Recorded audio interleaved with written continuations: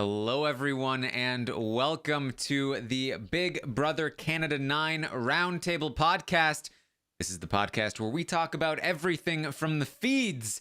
I'm your host, Taran Armstrong, and with me today is Melissa. How you doing, Melissa? Doing well, Taran. I was just telling you guys, and now I'll tell the rest of the pod, that I'm very glad that they had the house meeting prior to the roundtable rather than waiting till we're in the middle of it to have it. So yeah, exciting day.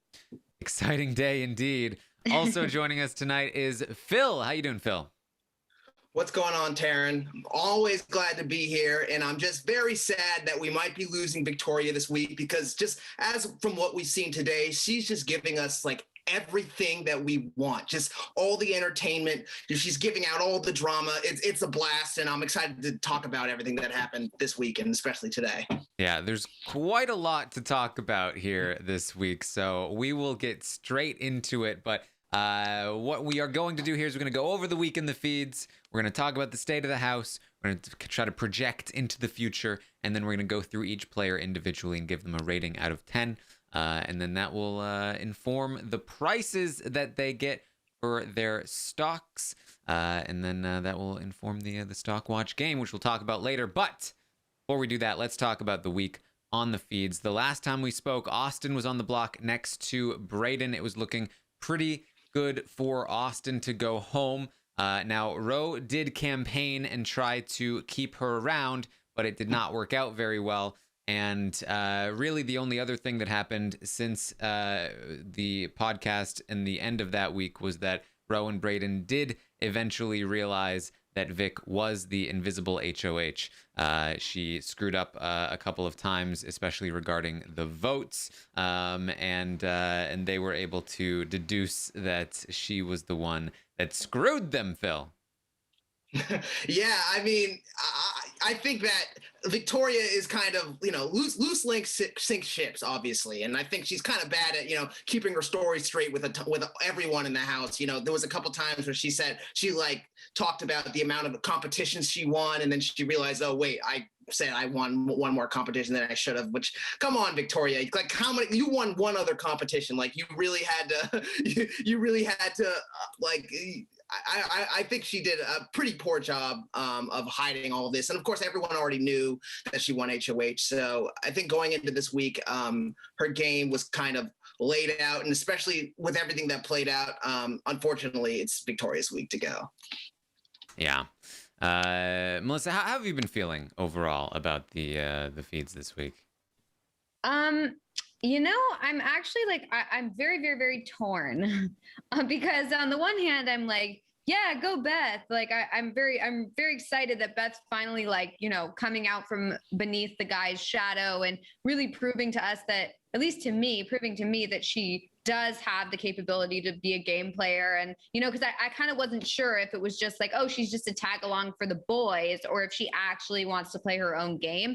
And now I feel like we were able to see that she, number one, does want to play her own game. And number two, that she's willing to make big moves. I mean, she's not just going to shy away from this could have been an easy week for her and just get out someone small, not a big deal, but she's going for it. And I'm very impressed with her. And so I'm very excited about that. And on the same time, on the other hand, I'm very upset to be losing Victoria. I love her. I think she's so entertaining. I think she brings something to the game. And she's so unpredictable that you really don't know what's going to happen from week to week. I mean, one week she's allies with this person. The next week she totally turns on them and just throws them under the bus. And now she's allies with these people. And I just feel like we're going to miss that. And it's one of those things where it's I agree with Beth that she needs to get Victoria out. That's a good move for her game. And I want Beth to do well. So I'm yeah, go for it. Let's get Victoria out. But at the same time, I'm whoa, get Victoria out? Wait, no. I don't want that.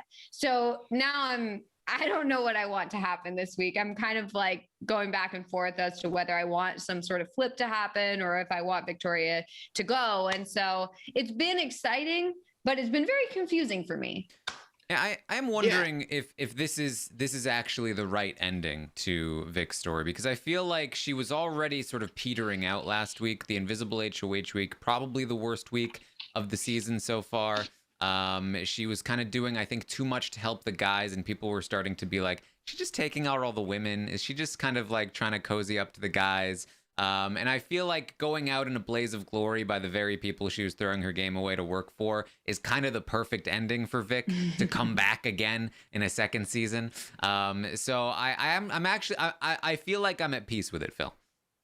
Yeah, I think Victoria is totally this perfect pocket player so ideally she's this perfect player you can kind of just like put in your pocket, tell her what to do, she'll be loyal. But Victoria is seemingly, I mean, obviously not that player at all, but you can tell Victoria one thing and she'll totally believe you one day, and then the next day, she'll totally tell something different to someone else. And so it's obvious that you just can't trust Victoria. You can't keep Victoria, which is just unfortunate because I love watching her play. But yeah, I wish that it was able to, I don't know. Yeah, it's a good, yeah. Yes. Well, Beth is going to win the next HOH. Jed says that he threw it to her, which may end up being the biggest mistake he makes in the game. Although, no, that's impossible. They should have voted to get Ro out over Josh. But Beth wins this HOH, and her initial thoughts are that she would like Ro and Tara on the block. She tells the cameras that Tara would be her target. Tara does nothing for her game, and she would like to keep Ro around to go after the guys for her because she knows she can't go to the end with them. So she instead wants to go to the end with Tina and Brayden. That's her ideal final three. At this point in time, at least, she has not done one of these camera talks since that first morning of her HOH. I do not know where her head is at right now, other than the fact that she is starting to believe that she can beat the guys, which is making me wonder if she does want to protect the guys now. However, this is where her head was at initially, Ro and Tara, with Tara as the target here, Melissa. Yeah, which I don't, I feel like that makes sense, but I do think that, because I do think that Ro, and impressively, I think that Ro and Brayden as well are willing, now that they've lost their number one allies, they're willing to just like go with the flow and work with whoever, including each other, even though Ro had campaigned to get Brayden out or to keep Austin, and, vice versa. So I think that I like that. And this is a very old school kind of Big Brother thing that you don't see very often, which is that you don't hold it against people necessarily if they vote you out because they had to vote you out, or because at that point in time, you leaving would be better for their game. But now everyone recognizes that you guys only have each other at this point. So you got to work together. And I think that has really impressed me this week with Brayden and Ro. And to be honest, I think that impresses me with Beth. She's in a different situation, but I do like the fact that Beth is okay, I'm going to need allies here other than these guys. And I hadn't seen that before from her. And so I am impressed with a lot of the players in this game being look, I wasn't working with you before. In fact, I may have been actively working against you, but at this point in time, we need to work together. And so I've been enjoying that this week. Yeah. I don't think that answered your question at all, but it is something to say. Yeah, no, I think this season is just the ultimate proof that a shorter cast or a smaller cast is always going to be better than the bigger cast. Everyone needs to be small, short people. That's just the way it's got to be. Yeah, no, exactly. A much smaller cast is always much better, because now we're just starting jury, and people are already starting to actually think for themselves. When you have a bigger cast of 16 or 17, there's a bigger herd mentality where you kind of think for the group for so much longer. And by the time, it's not until you get to final 7 where players actually start really, really thinking for themselves. But here we are at the final 9, and players are already kind of mapping out where they need to be in order to make it to the end game. Yeah, I think if this was a bigger cast, Beth would have been aligning with Jed and Tai for much, much longer than I think than now we kind of are seeing. And she's already kind of the cogs are already working in her head. She's already trying to figure out, all right, I can't go to the end with both of these guys. I need to figure out a way for me to win, which I'm just absolutely loving. And I hope they just continue these shorter casts going forward, and maybe even in Big Brother US too, because I think it's just working out great. Yeah, I think if I'm trying to get into Beth's head, the psychology of Beth, I think that she recognizes, I think all the things she's saying are true. about her position and how she doesn't want to go to the end with the guys. However, I do think there is a large part of her personally that still would not want to betray the guys and still does want to go to the end with the guys. I think we saw that conflict in that week between Josh and Ro when she decides she does not want to do the flip because then she wouldn't be able to hang out with them. And I think we're seeing it now as well. Over the course of this week, she has gone back and forth. And I think that what is happening is that these two conflicting interests, she's trying to meld them together if she can. She's trying to convince herself that the right move for her is also the right move for the guys. And that's where this back and forth is coming from within Beth herself, where she's talking about going after Vic. She's talking about going after Tara initially, right? But she's constantly finding herself second guessing and sort of conceding to what the guys want. And I think that's because in her mind, she's able to convince herself, well, maybe this is the right move. Maybe I don't have to do the hard thing. Maybe I can just do the easy thing and it'll still work out. And I think that conflict is driving so much of the indecisiveness within Beth, at least.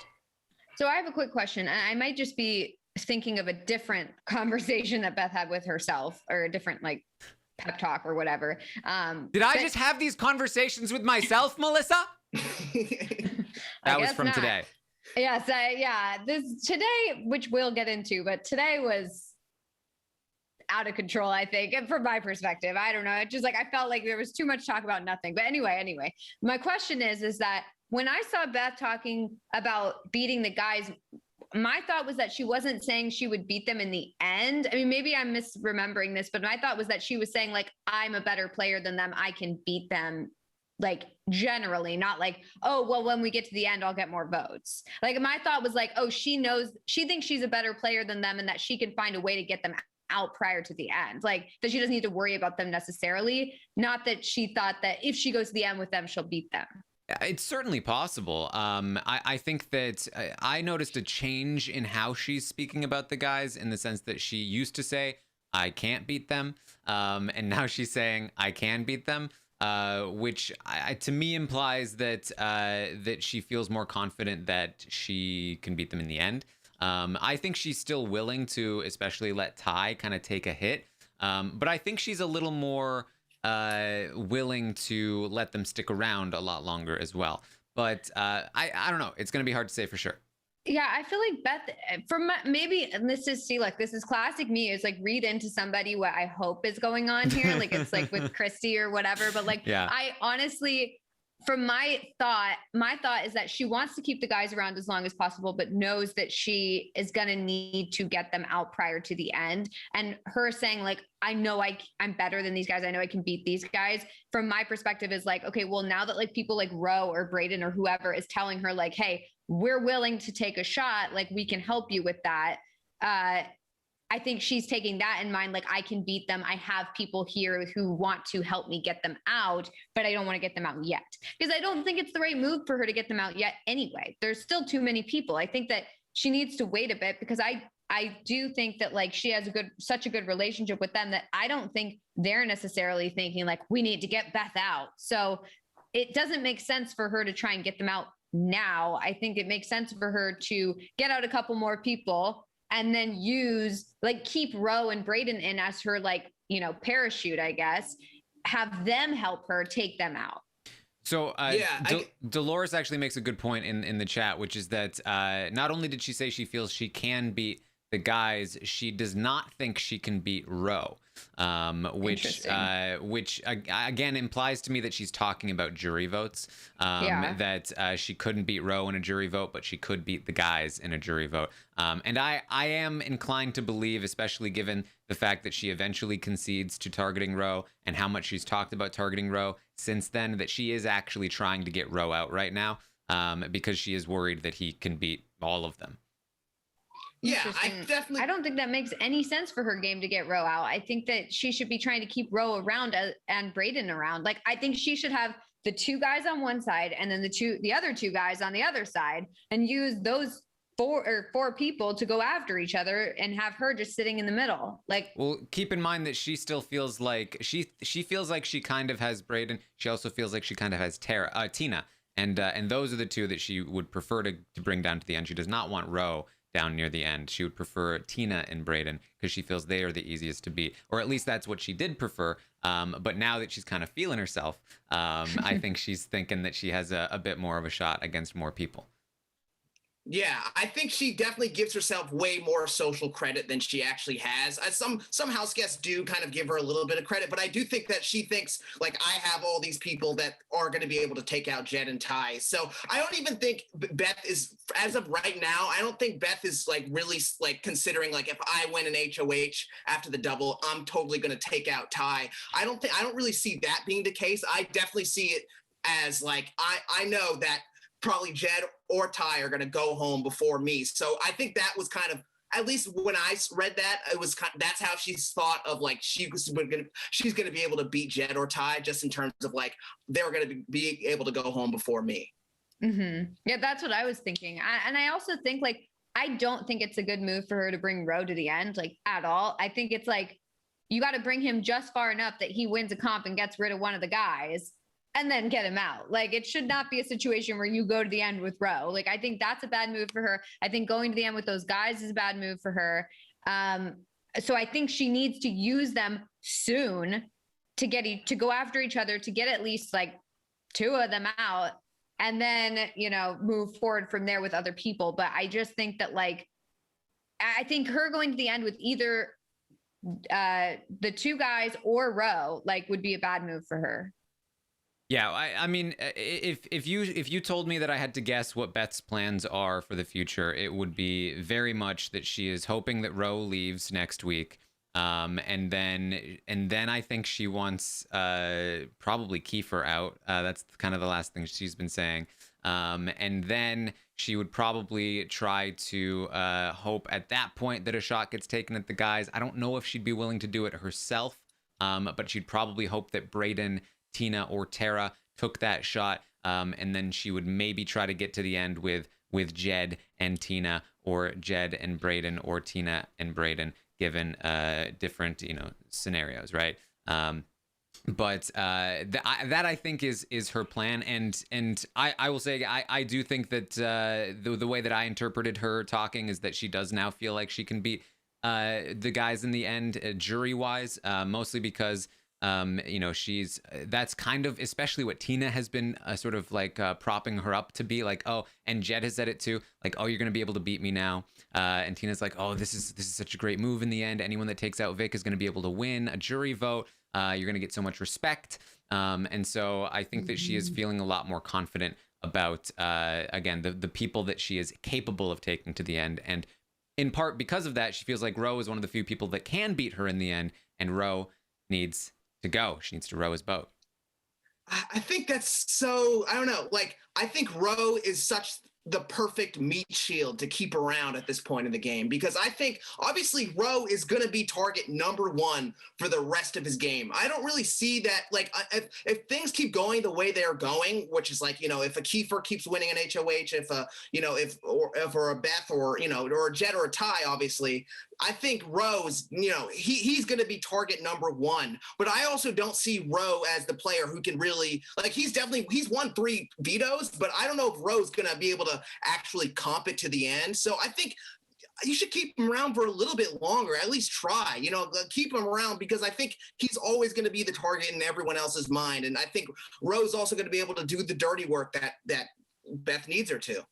I think as long as she's able to keep Ro on board, I think the issue is that Ro, being the kind of player he is, Ro is not going to, for as grateful as Ro might be toward Beth that she didn't take the shot at him this week, and he will keep her off the block in the coming weeks. He's got both of the Jed and Tai to deal with, and Kiefer to deal with. He's got plenty of people to deal with before Beth. But Ro will definitely go with Brayden, Tina, and Tara over Beth, in the same way that Beth would go with them over Ro. And the problem is that Tina, Tara, and Brayden, I think, would all choose Ro over Beth. And they would not go after Ro. They would all be going after the guys, and some of them might even put Beth on the block as a replacement or a pawn next to them. So I do think that there is some concern there with Ro, especially with how she's been handling some of the HOH reign since the move has been made. But we'll get to all of it here. So what's going to happen here is that initially, again, the target is Tara, but Tina and Tara are going to drop some information about Vic and how Vic had been saying to them that Tara was a target of Beth's, and that Beth had been saying things about Tara like she didn't deserve to be there. And using that information, they're able to convince Beth via Jed that that Victoria is coming for Beth, trying to actively get Beth targeted. This is the information that Beth needs in order to pull the trigger on the idea that she should backdoor Vic. However, Jed and Tai are going to push back and say, no, Ro needs to go. They do not agree with the Vic backdoor. That is not good for their games. And Beth says, well, it is good for my game. And they kind of reach a little bit of a stalemate. So Beth goes to Brayden and Ro to try to find more information and different ways that she can convince the guys to let her backdoor Vic. She gets from Ro a promise that he will not go after the guys if he stays, and from Brayden some information that Vic has actually even said Beth and Jed as two potential nominees. However, this still does not convince the guys, and they are still at a stalemate when Ro and Tara go on the block. Finally, after endless back and forth, Tina ends up convincing Tai to throw the veto, that he could be willing to throw the veto and let the Vic backdoor happen. But when he offers to throw the veto to Beth, she goes, nah, I do think Ro should go. And it seems like that might be the end of the Vic backdoor plan, except Ro then wins the veto and forces it back into play anyway. What a disaster, Phil. I mean, it worked out for Beth. Even though, again, I think a lot of this has to do with how good of players, like Brayden is. Brayden's really good at, snowing these people and trying to get these people, to, go align with what he wants. And same thing with Tina. Tina's also very good at, snowing these people and letting them seem complacent and letting Beth know that Victoria's been talking about her. And so I think a lot of this is, I give a lot of credit to Tina and I give a lot of credit to Brayden on this. And I think Beth, this is the smarter move for Beth, but I think a lot of this is just because of whatever the other house guests were telling her. I think part of it also is Beth, at least it seems that possibly Beth was thinking that she'd be okay, let's do this Victoria backdoor, and everyone would be like, oh man, that's such a great move. We have to do it. What a great idea. Let's all be on board and do this. And then when she got a little bit of pushback, she was like, oh, okay, wait. So we're not all on board with this? Because I don't want this to just be a me plan and everyone else has to go along with it and then use it against me later. I could see her kind of backing off of it in that way when she doesn't get the full, support that she thought that she might get. And so I think she's kind of being a little wishy-washy on it just because she's I don't want it to be my decision. I want it to be everyone decided this. And I just I instigated it and I pulled the trigger, but everyone else was on board. And I think that that's part of the problem is she's not getting that full support. And so she's well, maybe we shouldn't do it. Right? Wait, should we do it? Wait, what do you think? Yeah, and that's the thing, is that she wants this to be her big move, her big selling point to the jury. But before making it and since making it, she has been doing everything in her power to be this wasn't me. I didn't do this. Mm-hmm. And that might not matter. She'll still get credit for it. But she's not getting the good credit for it necessarily in the house while she's playing, and she may not get as much good credit for it in the end if it seems like she was manipulated into doing it by people like Tina. And they think Tina, Tara, and Ro are the main contributors here.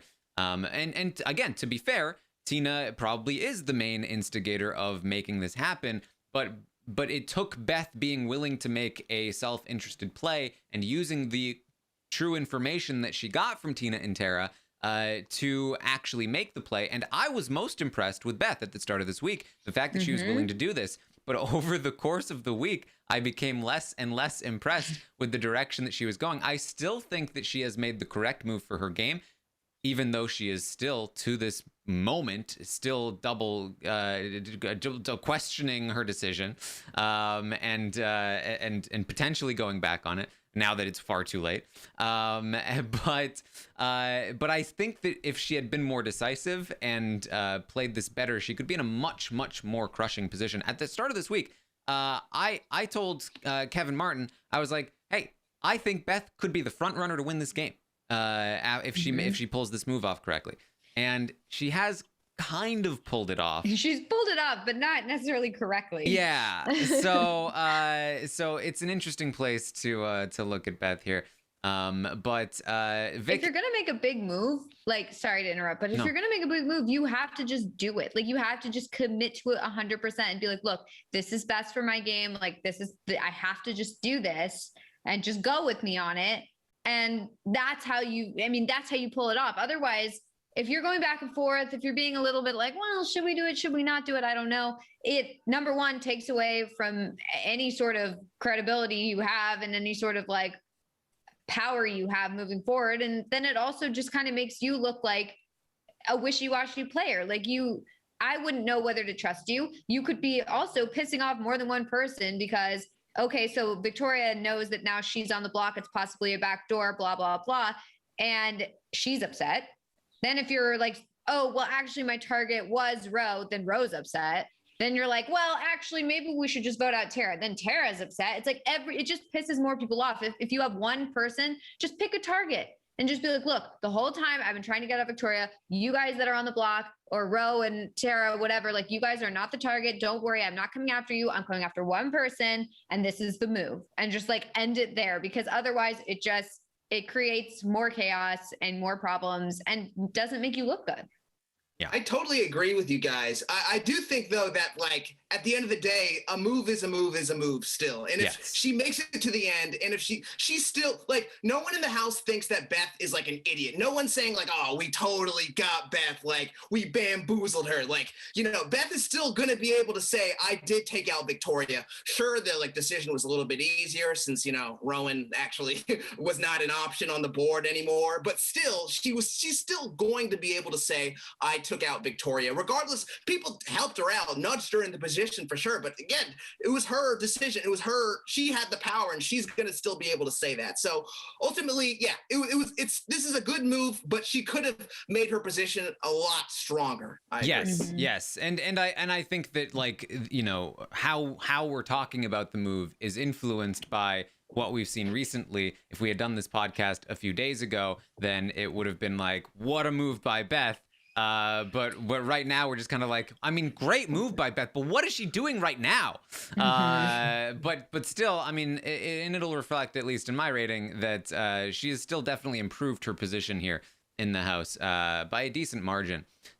So Vic is going to go up as the replacement nominee after being given a heads up by production in the diary room, which she tells them that she did, and then the whole house gets punished for it.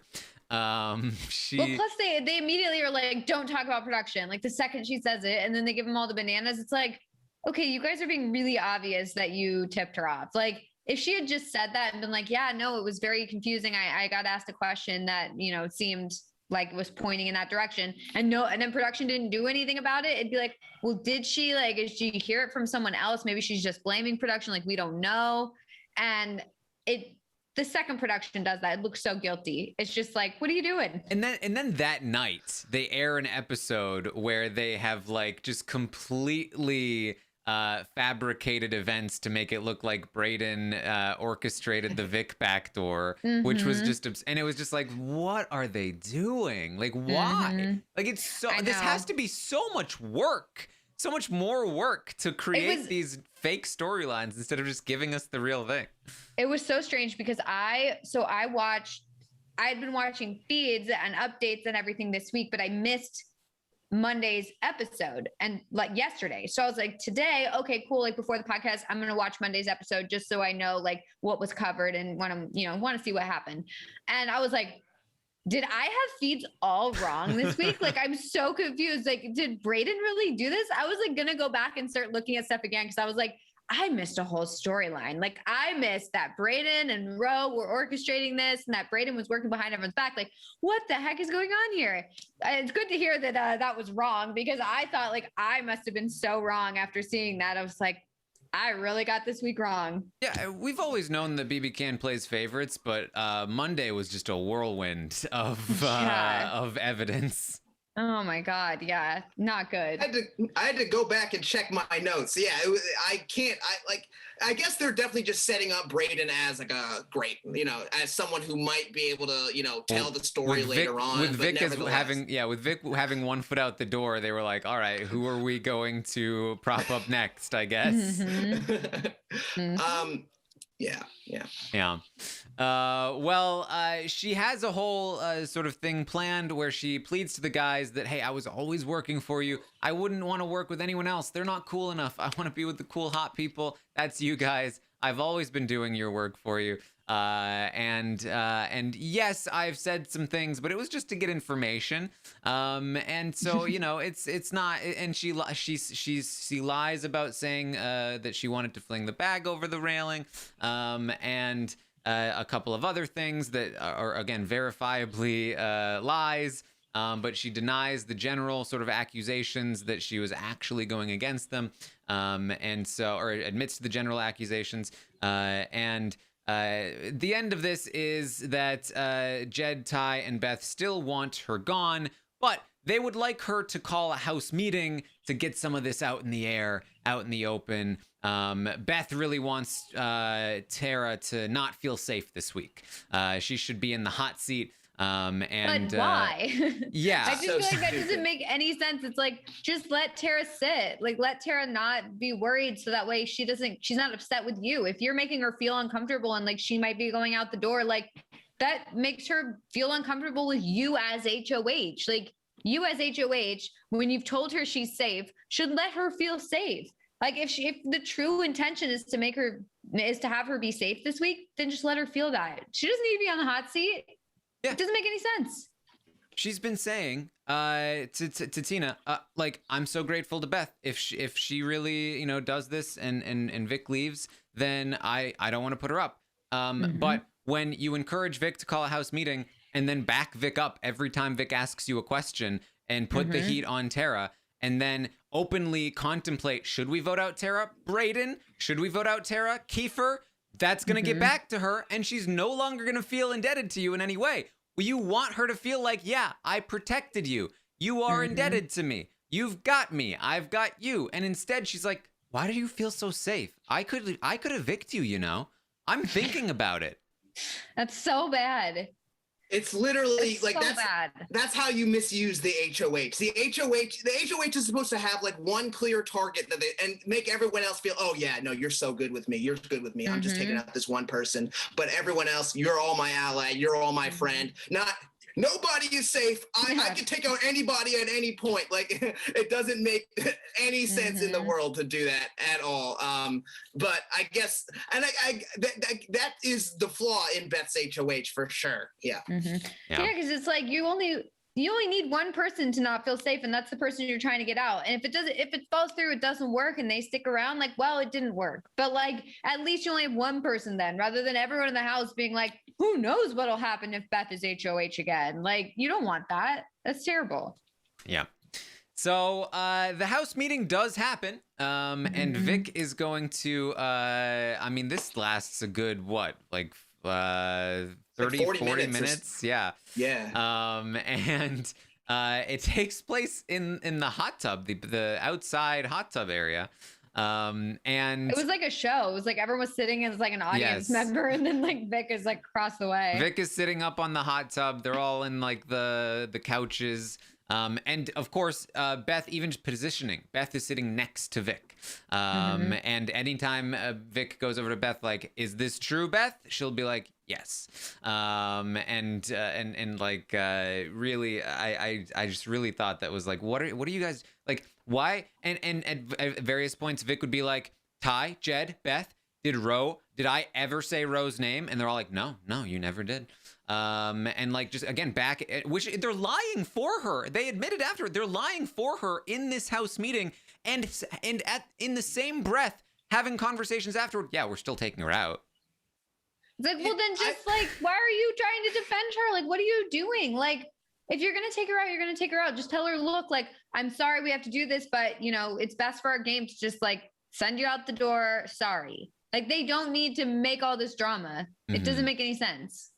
In house meetings like this, you know, the person who's always like winning is the person who has their mouth shut. And so usually if this was just, if Jed, Tai and Beth were a little bit of better players, this would have been a perfect house meeting for them because everyone was airing everything out and Jed, Beth, and Tai were kind of just sitting there with their mouths shut. But instead, it's all Jed, Beth, and Tai were still, like you guys were saying, just backing up Victoria. Like, and they they did not need to say anything. And like, I think everyone in the house meeting was kind of doing a poor job. And I think Jed, Beth, and Tai totally could have walked away from this beautifully. But of course I don't know what they're thinking or what they're doing. It doesn't make any sense. Honestly, like all they could have, like, okay, yes, ideally they all stay quiet. But like, if someone directly is like, okay, well, what did you remember about this? Did I or did I not say this to you? Like, if someone directly confronts you about it, like, just say, like, look, like, I'm just trying to figure out what's going on here. Like, I'm not getting involved, or try and find some like sneaky way to get out of the answering that question, because otherwise you're being implicated. I mean, you're backing her up. But I mean, honestly, like if Vic asks you, did I say Rose's name? And she did, just be like, no, yeah, you did, Vic. Like, she's the one on the block. Especially because she's the one who's going home. Yeah, you hold her life in your hands. She can't do anything to you. And you're sending her home. It's so dumb. Like, it doesn't make any sense. For a second, I was thinking, oh, maybe they're just trying to like win over Victoria's jury vote. Like maybe they're trying to make her feel good when she goes at the door. But they're still the ones, like they are the ones taking her out of the door. Like it is Beth's HOH. Like Victoria is not going to feel good regardless. So I don't even think it's that at all. I don't understand the logic whatsoever. They're not doing it for a jury vote. They're just doing it just to, I guess, make Tara scared, to make her more paranoid, but it doesn't make any sense whatsoever. Plus, like, making Vic look good in this situation is not a good idea. They should be trying to make her look bad so that way they can justify, like, look, like, this is why we have to take you out. Like, we're really sorry we like you as a person, but, like, look at what's going on here. You're lying. You're doing this and that. Like, all these people want you out. Like, we're just doing what the house wants now at this point, so we got to take you out. Like, that's the way you change it. And they talked to her afterward, and they were like, "We completely agreed with everything you said. You were totally in the right." Which is just but like, we're taking you out. Exactly. It's like, it's like you're only making it worse on yourself when you do vote her out. I was like, and I kept saying like if they still like this is such a huge mistake. If they still plan on evicting her, maybe they've changed their minds. No, they haven't changed their minds. They're just that's the one thing. It's like, okay, I could see them being like backing her up and trying to like you be on her side and all this sort of stuff if they plan on keeping her, because then that makes sense. Then you want her to look good. You want to tell her that, like, reassure her, et cetera, et cetera. But that's not what's going on. Like, and to be fair, like, honestly, like, I don't think anybody came off in a good way in this house meeting. Like, I don't think any of the people who were arguing or talking or screaming came off well. And I mean, look, to be fair, if I get worked up and someone's like telling me I didn't say something, I might get like loud and like, what the heck is going on? You know, but like and so I was sitting there like judging everyone during the meeting. And then I was like, you know, I cannot say that I wouldn't be acting just like everyone here. So, you know, to be fair, that's, you know, could be me. But as an outsider looking in who is free to judge, I will say that they all came across very poorly. I mean, they're like yelling at like the top of their lungs, like about like bags and like random stuff and like who deserves to be there. And like all this stuff doesn't matter. Like, I love how Tina kept being like, why do we keep talking about the bag? Yeah. Like that stupid bag conversation. It's like, nobody cares. It doesn't matter what anyone said about a bag. Like, we're talking about the game. We're talking about like who is coming after who was saying someone's name, who was throwing someone under the bus. Like, that's the stuff that matters. It doesn't matter if, number one, you say that the person doesn't deserve to be there because whatever, who cares? It doesn't matter about if you say that you're going to throw the bag down the hall or throw the bag over the railing. Like, it just, none of it makes any sense. I think the whole thing was stupid, and I don't think we got anything out of it. Besides, like, I guess like entertainment, but even that is like, I'm not super entertained by like yelling. I feel like the way you win one of these house meetings is, number one, you're not called out and you're quiet and you're just observing and gathering information. That's one way you win. Number two, if you are called out, you act super, super calm and like just totally stoic and deny or make your case. And I think that that's the way people are convinced that you are telling the truth, is if you're calm about it. And I feel like the more worked up you get, the more people are going to be like, okay, this looks really bad for you. Like this, you look like you're, off your rocker. You look like you're guilty. Like, I don't know if I can trust you. And I feel like in this situation, they both came off that way. I think Tara and Victoria both came off that way. And I don't think anyone came off in a good light after this. Yeah, that's I've been giving this sort of like the strategic look at this, right? Like, I don't know what Beth was doing.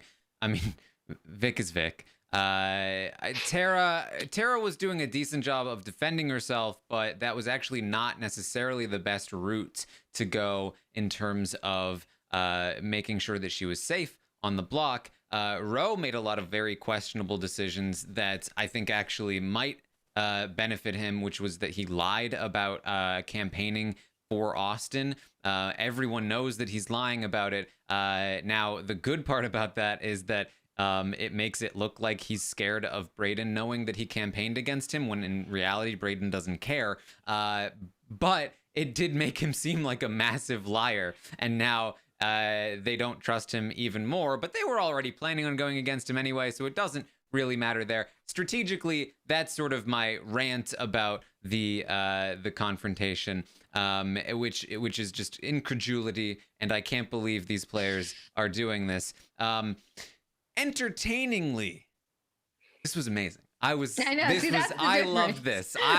This was one of my favorite blow-ups I've ever seen, and that's because even though there was a lot of yelling, it was very little of it was personal. This was a game yelling argument with people that were just passionate about the game, so much so that they were screaming at each other, and it was fantastic. I mean, Vic's performance, from anger to tears to like I'm so loyal, to I'm so hurt, to I can't believe you guys did this to me, to well, of course you did this to me, to what am I having conversations by myself? No. It was great. I loved this film. Yeah, I mean, with Victoria, that is the kind of, like, Victoria, obviously, I mean, yeah, like you said, Vic's gonna Vic.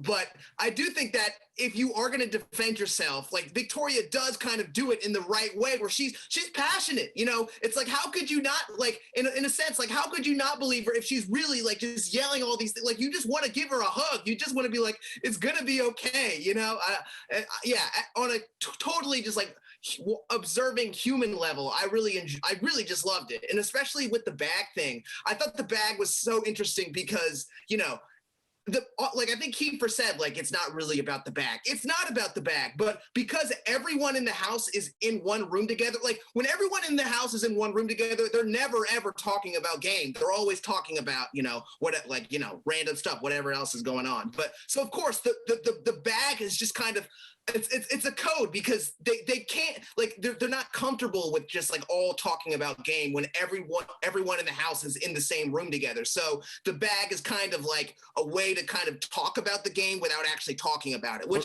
I just thought that was really, really fascinating. The bag was what Vic was using to distract from any things that she couldn't, like. I've got plenty of highlights. Tomorrow's morning update will be great. I'm excited to go over this whole thing. One of my favorite parts was Tara calling Vic out on a very true thing that happened, which is that Vic went to Tara and said that Beth thinks you don't deserve to be here. And Tara goes, did you not tell me? That's the only thing I said to Beth. And Beth said, that is kind of what this is about. That's what talked me into this. And Tara's like, did you not have that conversation with me? And Vic's response is, I don't remember having that conversation with you. Like, full on, I don't recall. And Tara refuses to drop it throughout the entire argument. It comes back to it and back to it and back to it. And then eventually she goes, did you or did you not tell me that Beth said that I don't deserve to be here? And Vic's like, well, you don't deserve to be here. Yes, maybe I did say that, but you know what? You don't deserve to be here. She's like, I'm not afraid to say it. I'm going to say it right now. It's so bad. I mean, good, but bad. Like, I just feel like everyone left that conversation just like, oh my God. I feel like, I don't know. They talked in so many circles, and to be fair, like by the end, I was like, who is lying? Like, I don't even know what's happening here. Like, I don't even know who's telling the truth. Literally every single person. Exactly. Everyone there is lying. So you're just like, okay, I really don't know even who to believe. Except who to for trust. Tina. And nope, Tina was the only person that didn't lie.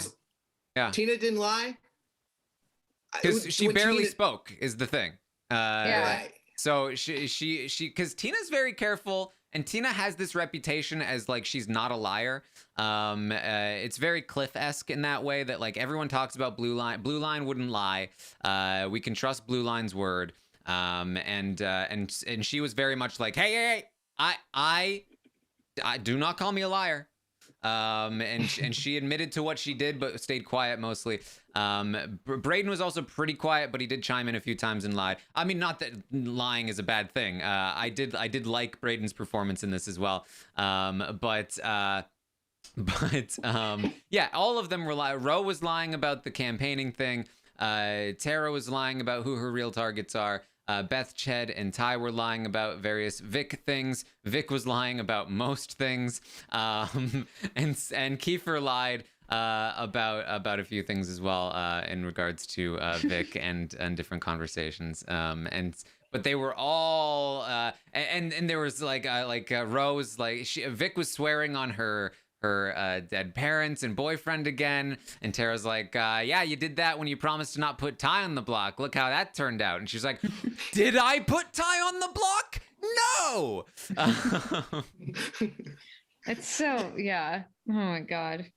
For me, I guess the person who came across the worst, like obviously besides like Vic, was for me, I think it was just Ro, just because I just don't know what he was doing. I don't know, like he kept like I feel like half of the fight, like the first half of the whole house meeting was kind of just Ro and Vic going at it with each other. And I feel like Ro kept on like poking and like provoking Vic, even though he really didn't have, like he could have just stopped answering her altogether. And I feel like Victoria just kept on spewing out more and more things about like that Ro was trying to say to her last week, and I just felt like I felt like Ro should have just totally shut it down rather than keep going, because the more he kept going, the more Vic was just kind of outing whatever he was doing, and I just thought it was a total mess. Like, of course, you know, Jed, Beth, and Tai don't trust Ro anyway. Like especially Jed and Tai, they didn't trust Ro anyways. So it's not like it totally ruined Ro's game, but it just like it made it as clear as day that Ro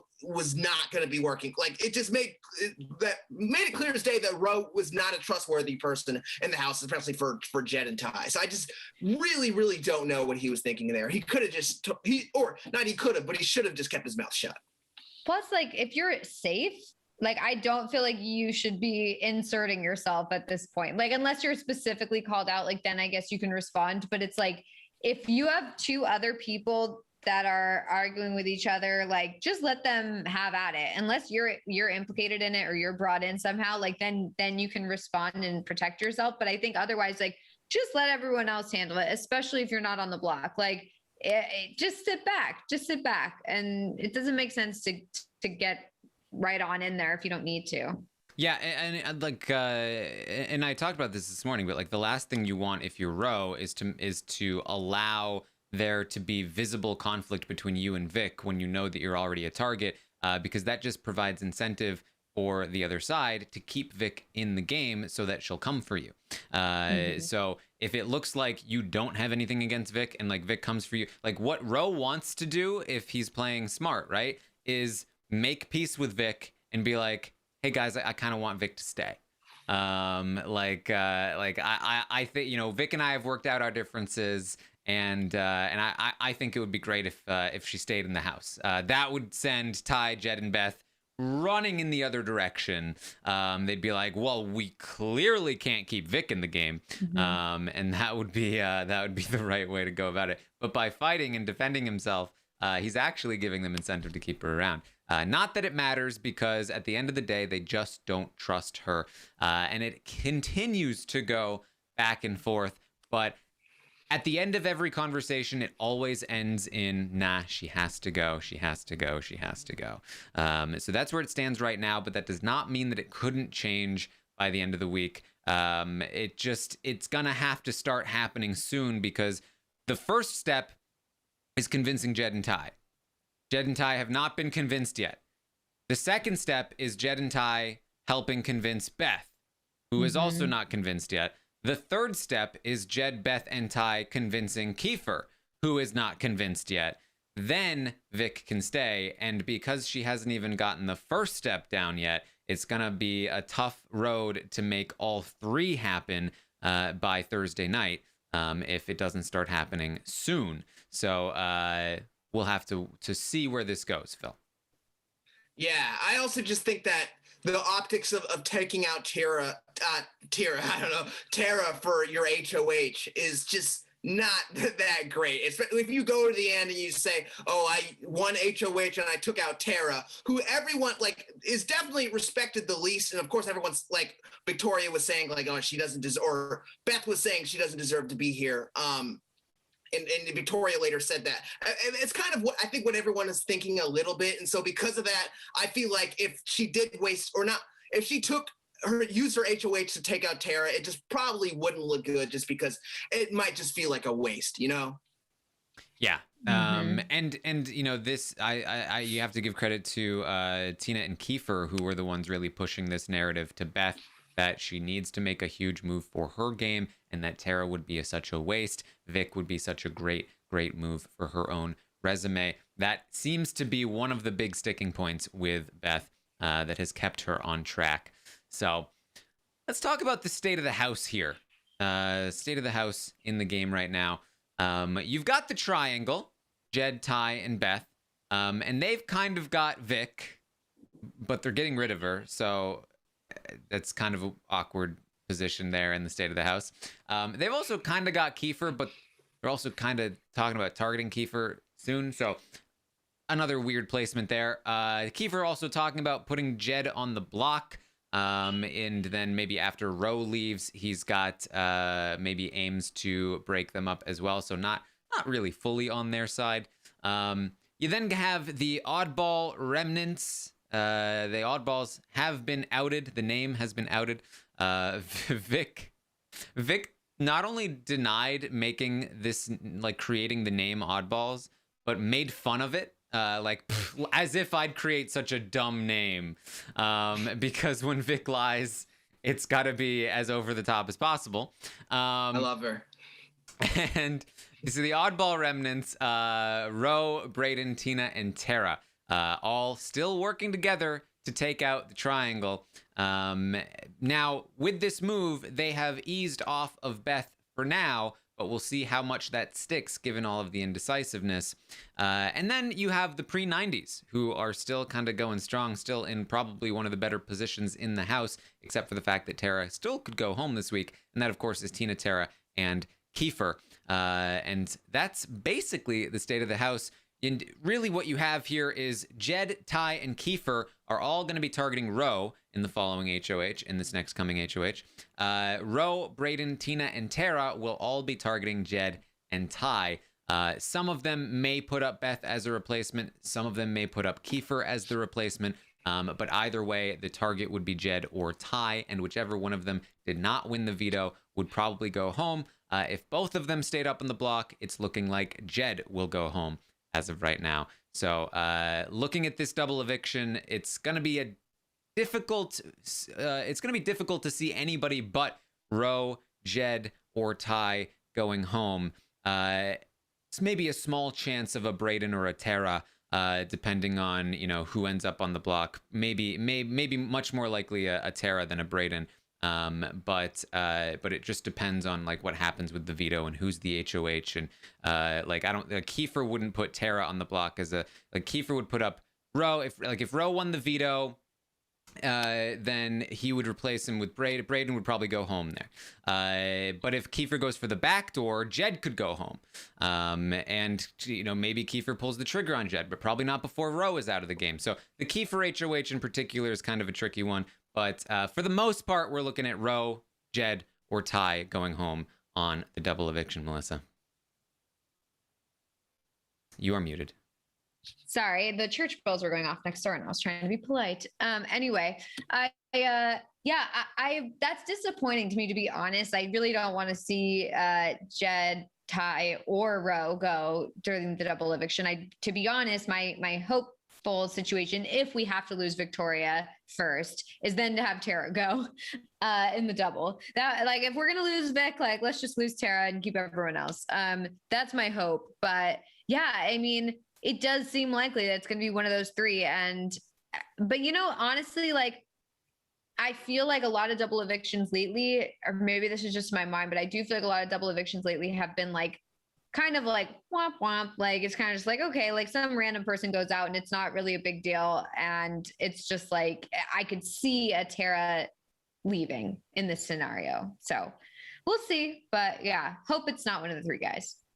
I really think that, the pre-90, Tina, Tara, and Kiefer need to win an HOH soon. Maybe not for the double, but definitely soon, just looking at the state of the house, because I do think that, especially Tina and Tara are definitely two people who, for the most part, in the beginning of the game, have just been playing in the middle, and they've been playing that successfully. Everyone kind of knows they're playing in the middle, but now, again, like I was saying, just because of this is a shorter season, like, the time is now. They got to put the pedal to the metal. They can't keep not winning HOHs and kind of trying to play the middle, because they need to take out Jed, Tai, or Beth. They just need to do that like ASAP, or their days are going to be numbered and their game might be over soon. I really think that should be their number one incentive right now. And I'm just not.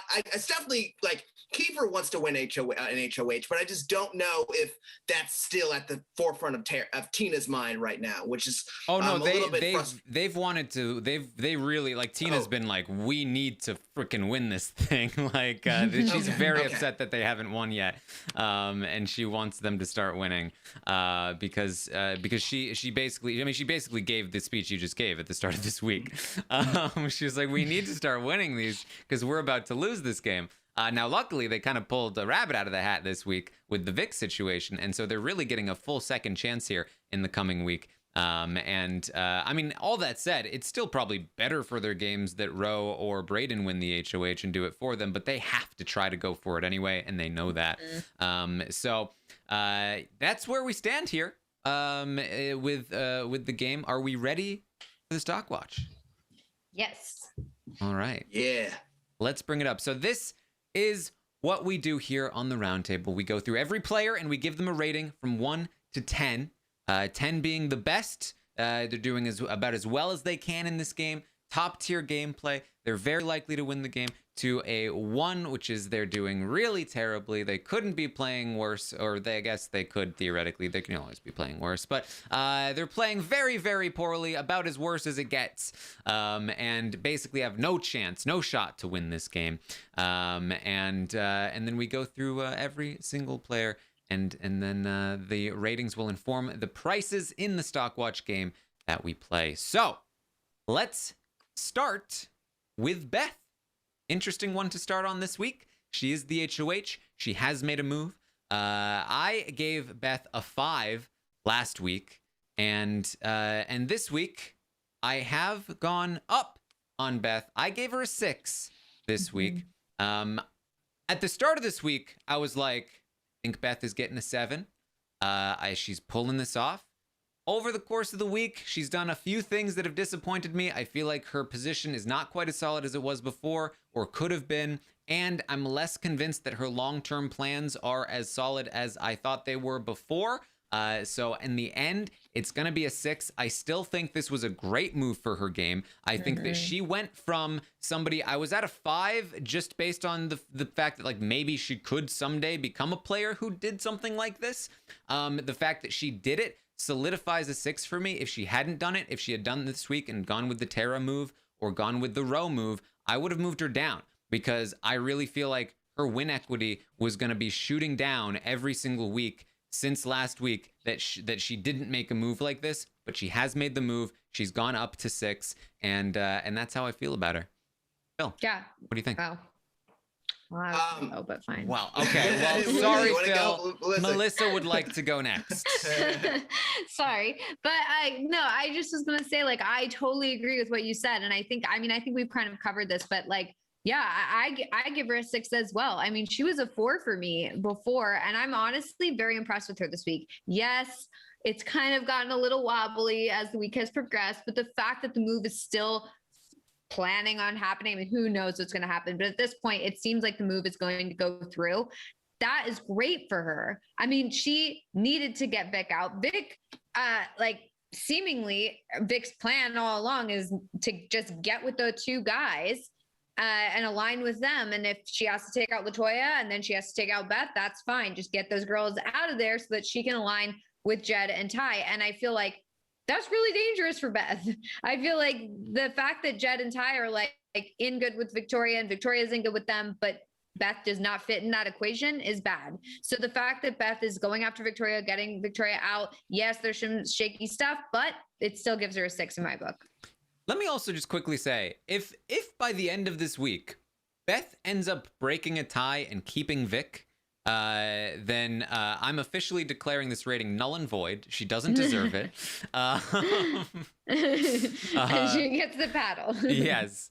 But I don't think that's going to happen. So, Phil, what do you got? Yeah, I mean, that's been so frustrating, especially with this week, is just that I feel like I still never have a full grasp. Like I obviously, like, they're taking out Victoria this week, but I can just never like go to bed calmly and softly knowing that that's got 100% the case. You know what I mean? There's still like a small little percentage in my brain that's going, wait a minute, something else could happen. They could totally flip and take out they could take out Tara anyways. Like, so because of that, and just because I feel like if she just took out Victoria just straight up, like we were saying before, I would be more aligned with you guys, maybe in 6 or even like 7 territory. But I just think that the way she's played, and especially just watching today, maybe it's just because of today, but just watching her and today and yesterday with Tara, and just wanting to make Tara paranoid for no real game reason. It just doesn't make any sense to me, and it's just leaving a really bad taste in my mouth. She's leaving a bad taste in Victoria's mouth. She's leaving a bad taste in Tara's mouth. I'm gonna stick with the 5 for now for me, for Beth, just because I just feel like this could have been so much of an easier week for her, or so much of a better week for her, but it's her own accord, and she's still kind of messing it up a little bit. She's making the right move, but she's not making it like 100%. She's not doing it 100% perfectly. It's because that's a 5 for me. Yes, and I think that's fair. I think that she still has a road ahead of her, and she's been making that road harder. So I could see this going down for me as well. And I will say, Phil, the audience agrees with you. They gave her a 5. It came close to a 6, but they did go with the 5. So it will be a 6 overall, though. Beth will have improved her standing here during an HOH week, which I gotta say doesn't happen all that often. Yeah, so especially this season. Yeah, kudos there to Beth. Let's talk about Brayden. Melissa, how do you feel about Brayden? I feel really good about Brayden this week. I have to say, like, I know last week we basically said, look, if Brayden stays, this is going to be a big week for him. Like, we need to see what he's made of. He needs to see if he can get in with anyone and kind of find some footing for himself, because up until this point, it's just basically been him and Austin. And when that happens and somebody's biggest ally leaves, the next week is crucial, because that's where you figure out if you're going to be a long-term contender, or if you're just going to be the next boo. And I think that he's done a great job of integrating himself with everybody. I think that, it seems like he's building good rapport with Ro, and making sure that those two are tight. It seems like he's building good rapport with Beth as well. And also, I mean, he's clearly building good rapport with Tai. So I feel like he's doing a good job and really integrating himself well. And I'm honestly impressed. So I'm going to put him up at a 6 as well. There you go. Phil, how do you feel about Brayden? I'm right there with you, Melissa. I think that Brayden, like, he was given the mastermind edit last night. Do I think Brayden's a mastermind? No. I don't think, like, he's really pulling anything, like, exuberant off or anything. Really excellent. But I do think that Brayden is a very, very good social player. And because of that, I can see him still being able to make it in the long haul. I don't know if he can win at this point, but I wouldn't 100% count it out either, just because he's so good socially with everybody, with everybody. Like, I think for the most part, almost everybody. I think that for the most part, he's just done such a great job of, like, again, like, making Tai feel comfortable, just making Beth feel comfortable. And because of that, like, they both think they're better social players than they actually are.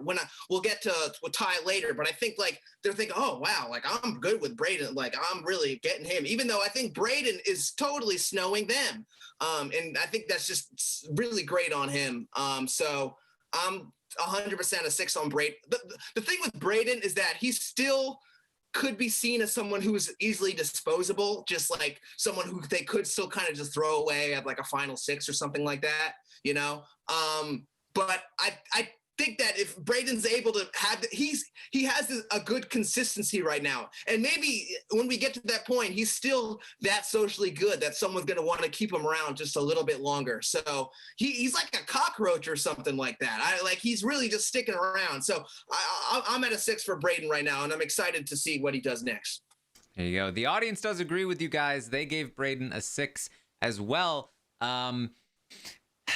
I don't. Maybe Amon did something to me, but I've felt very good about Brayden this week. I feel like he's so capable socially of convincing people that he's in with them.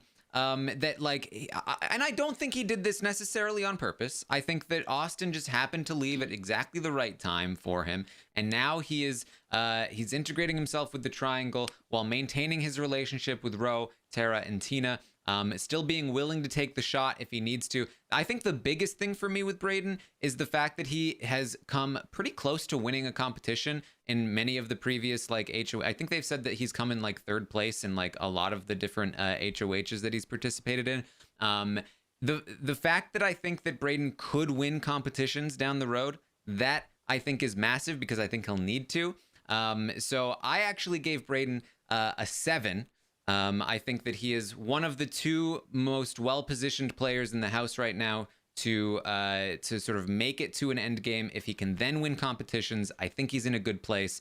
And so for me, I've finally breached the 6s. We've gone into 7 territory, and Brayden is one of them for me. Now, I say this with some trepidation, which is that this is very new.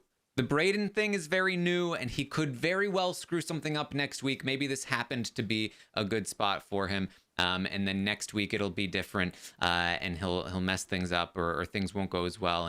And this is kind of the start of his journey. This could very well fall, but for now, I just really liked how he managed this week. No, he wasn't the mastermind that caused all of the things to happen, but he was a very well greased cog in the wheel to make sure that this went smoothly, and I was impressed by it for sure. So that's what I got for Brayden. Let's talk about Jed. Phil, how do you feel about Jed? I do think that, the decision was made kind of easy for him because Ro won HOA. Because Ro won the veto. So he kind of could only go one way. I don't know. Jed is a player who's he has a lot of power in the game. So because of that, I can't totally discount everything he's doing. But again, I think with Jed, Tai, and Brayden, or not Jed, Tai, and Brayden, Jed, Tai, and Beth, if they make it to the end for whatever reason, it's like not really their fault. They kind of made it to the end, like, in spite of themselves. You know what I mean? Because I think they keep on continually, like, overthinking everything and talking through everything. And I think because of that, no one really feels comfortable with them. And I also just think that, on Thursday, there's a really, really good chance Jed might be walking out if he doesn't win a competition. And so because of that, I'm gonna stick with the 5 for Jed. I don't think he's doing that great of a job. But I also at the same time think he's still in a pretty, if he's able to make it past the double eviction, I think he's still in a pretty decent spot.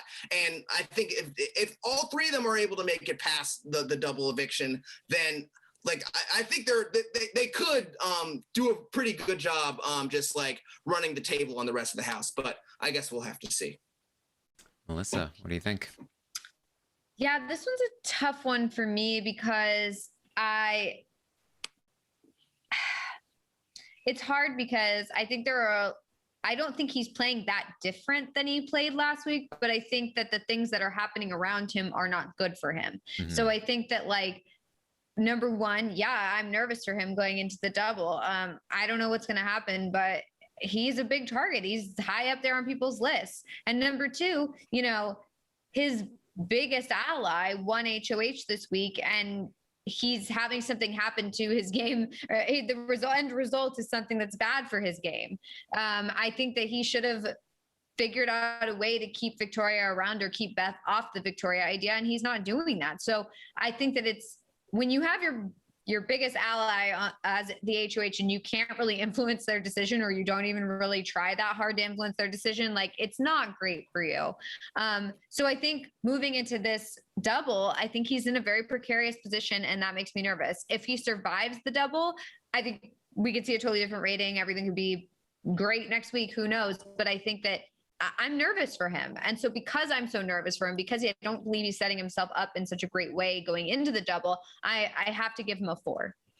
Yeah, I'm with you too. My initial instinct was a 5, especially because I started this week. When Beth initially won HOH, I was like, boom, this is making money for Tai and Jed, because they are one double eviction away from running away with this game. And then just how things have played out has just not been great for either Jed or Tai, but even worse for Jed than Tai. And there are so many scenarios where Jed goes home on Thursday because, as I said, it's 7 people competing. 4 of them are definitely putting up Jed and Tai, with Jed as the target. If he doesn't win the veto, he's gone. And then there's a 5th, Kiefer, who has talked about a plan to put Jed on the block as a pawn, to backdoor Roe, which obviously, if that does not go to plan, then Jed is gone. And even if it did go to plan, there's a chance, what would happen, right? If Jed and Roe are on the block next to each other, there would be what, 5 votes total, which means Tina, Tara, and Braden could vote out Jed. If he's still in the block next to Roe. So that's a terrible plan if you're trying to get Roe out. And it's definitely, because it's a double eviction, it could happen. So who knows? But I'm at a 4 this week.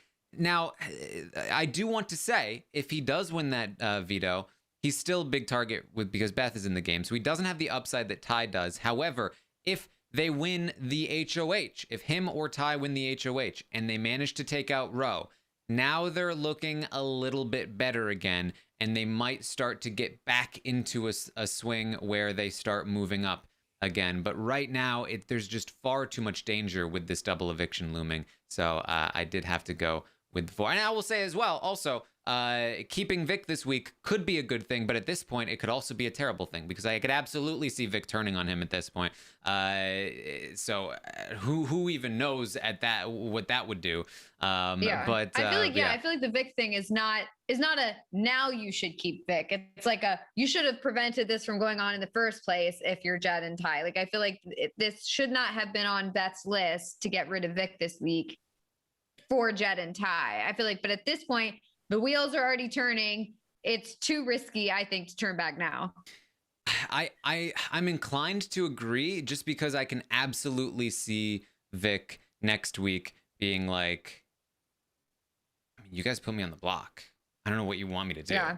And so, Yeah, you guys were so quick to turn on me. yeah. Which is part of why they're thinking that they should evict her. But man, it's such a mess at this point. But the audience gave Jed a 5, so he will be staying there at a 5.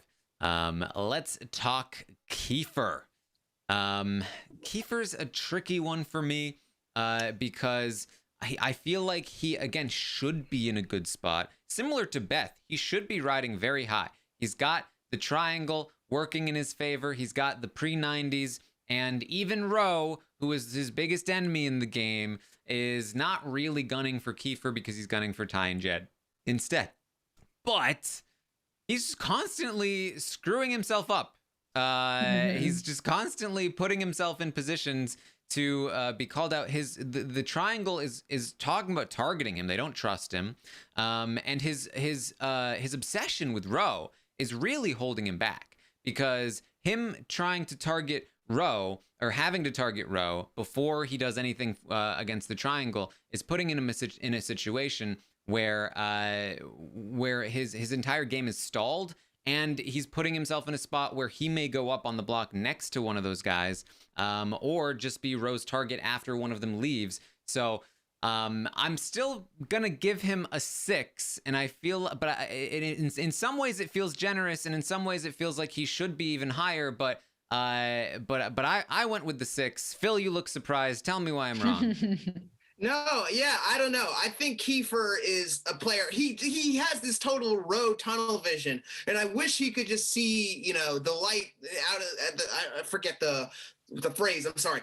But just like, I don't really know what I understand that, he had drama with Roe in the past, and that, but he keeps on talking about Roe. He's not like, he can't see the forest for the trees. That's what I was saying. That's what I was thinking. And I don't know. I'm pretty disappointed with Kiefer, just because I think he's playing both sides, but he's not that great at it. Everyone kind of knows where he's at. Everyone kind of can see what he's doing. They know he's working with Tina and Tara. Jed, Tai, and Beth don't trust him as much as they used to. They're talking about targeting him. And so because of that, along with just like, I still don't think he's that great of a social player. His strategic play, like he's all right strategically, but it seems like you need to be able to actually make the moves and have those bonds to be able to pull off the moves that you want. And I don't know. I'm gonna give Kiefer. I'm in between a 4 and a 5. I'm sorry, I'm sticking with the 5s, but I'm gonna give Kiefer a 5 this week, just because he didn't really do anything to impress me this week. And I'm gonna stick with the 5 with Kiefer. All right, Melissa. I'm giving Kiefer a 5 as well. I just feel like I don't feel so confident about his abilities or his position moving into this next week. I feel like he put himself in kind of a weird position with like kind of everybody. And the fact that people are recognizing that he's working with other people and is kind of playing everybody is not great. So, this could change, but at this point, I just feel very just middling about Kiefer right now, and he could go up or down. So 5. Yes. All right. Well, the audience agrees with you guys on this one. They gave him a 5 as well. Let's talk about Roe. Now, I guess I'll start with the audience here on Roe. The audience gave Roe a 5 as well. But I just realized I started with Kiefer, but that's fine. But I did not give Roe a 5. I went with a 4 for Roe. And that is mostly because, similar to Jed, I just see the likelihood of him leaving in this double eviction is far too high. Mm-hmm. And similar to Jed, even if he survives the double eviction, it's still kind of an uphill battle to avoid being targeted again afterward. He's just clinging to life in this game, and he's great at these vetoes, clearly. And if he wins out, great. But I just don't see a scenario where he doesn't have to win out. like, let's look at best case scenario for Roe. He wins the double eviction HOH. He takes out, let's say, Jed or Tai, whichever one doesn't really. In fact, I think Tai is probably getting tired is probably even better for his game than not at this point. And then they go into the following week. Let's say Tina Tara when they take out Jed, and now it's the final 6, and it's Roe, Tina Tara, Brayden, Kiefer, and the other person, Beth. That's still a spot where Roe is the biggest target, and Tina Tara and Brayden even, I think, will all start to look at Roe and be like, Roe needs to go.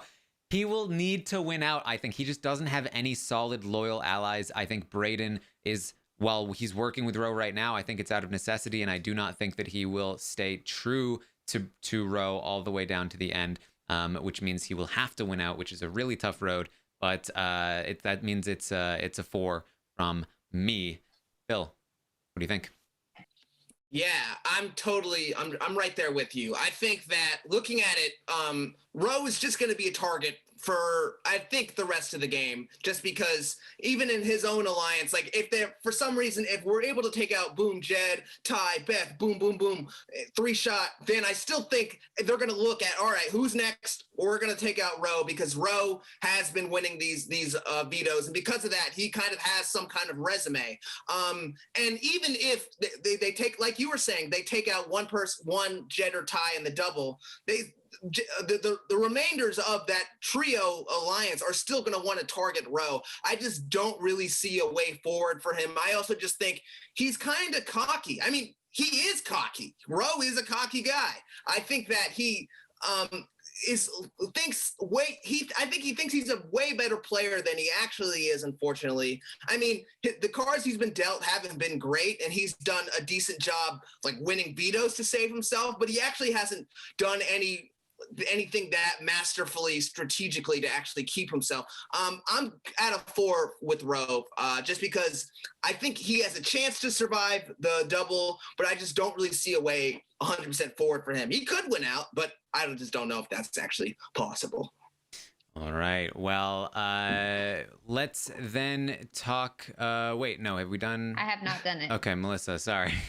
That's okay. You can skip me. It's fine. No, mine's boring anyway. I'm just giving Roe 4 because same thing that I said about Jed. Like, I am nervous about Roe going into the double, and I think that he's in a precarious position, and I think, like what you guys said, he's probably going to have to keep winning every week in order to stay at this point. And the fact that he keeps winning then works against him because then he's seen as a bigger threat. So I'm nervous for his chances. But if he can survive this double and get out either Jed or Tai, I think he has a much better shot moving forward. So, we'll just have to see. We'll just have to see. All right. Now let's talk about Tara. Phil, what are your thoughts on Tara? Yeah, I mean, this is not going to be surprising. This isn't going to be news to anyone. Tara, it really, from what we saw today, it's understandable, but Tara is someone who does crack under pressure. She's constantly paranoid. She's someone who, like, a lot of house guests find her annoying. I know, like, Kiefer kind of finds her a little bit annoying. Like, unfortunately, I don't know if Tara really has it in her to win the game. Tara's not going to win Big Brother Canada 9. It's not going to happen. And I do think that while her relationship with Tina... Screen cap that, everybody, because if she wins, Phil's in trouble. Tara's not going to win Big Brother Canada 9. You know what? I feel a lot better about Phil's prediction than Amon's a couple of weeks ago, where he said that if Vic left in the week or the week after, that he would eat chapstick. Uh-oh. I love how he put that on himself. He could have just said, like, I don't believe she's going to leave. Instead, he's like, I will eat this chapstick. Dare me to do it. I'll do it. Should I do it now? Anything's possible. We'll see. Listen, it's not over. It's not over yet. It probably is, but it's not over.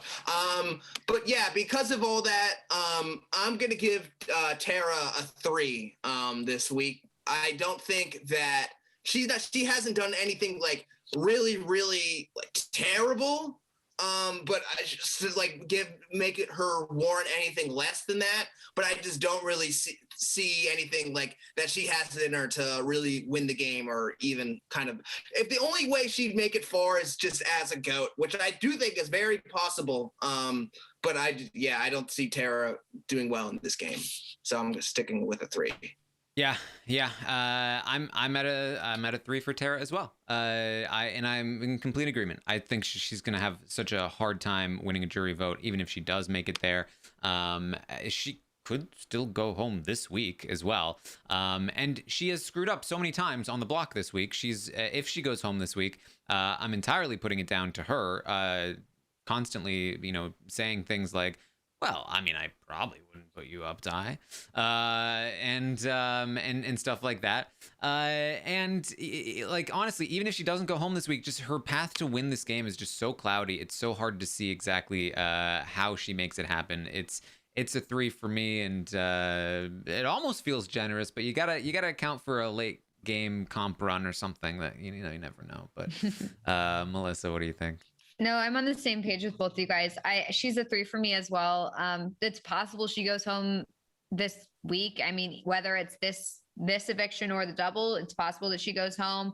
And even if she doesn't go home, I don't know if I see her winning either. I mean, I think it's one of those things where it's like, there's no clear shot, and I don't know where she goes from here. So at this point, she's a 3. If she can find her footing a little better, or at least, I mean, honestly, even if she finds her footing, like, I don't see the strategy there necessarily to like do it right and actually pull through a win, because like the way she's played this week when she wasn't even the target, I mean, it's not great. So, we'll just have to see. But at this point, yeah, she sticks as a 3 for me. All right, let's talk about Tina. I've been down on Tina for a long time, mostly because I think that she's been consistently the safest player in the house. I would say, position wise, Tina has very consistently been the best position player in the house. Always the safest person every single week, the safest person. But I have been disappointed with her lack of agency in the game until this week, where I really was pleased with the amount of influence that she used to make sure this Vic plan happened. She was really a driving force behind it. She is playing actively. She's wanting to win the HOHs. Vic leaving is a very good thing for her, as long as it actually goes through. And it puts her in a position to really potentially win this game. I think that she's being included in many end game plans, mostly because people think that she's easy to beat in the end. But I really don't think that's true. Again, I think that the oddballers respect Tina and will respect Tina, especially once they learn that Tina had a whole thing going with the other side that they never knew about all game long. I think that maybe Beth, Tai, and Jed may not respect her, but if she wins a competition and takes a shot, I think they'll be like, well, damn. Tina is in that spot where people think they don't respect her, but they do respect her on a personal level. They like her on a personal level. And so all it takes is just a little push and they'll go, okay, I respect her in the game. That was great. And so I was impressed with Tina this week. I don't think anything is a done deal in this game, but Tina is going to be my other 7 here for the week. I was definitely happy to see her playing the game more actively. Melissa, what are your thoughts? Yeah, I've definitely been more impressed with her this week, and the way that she's kind of gotten this week to play out.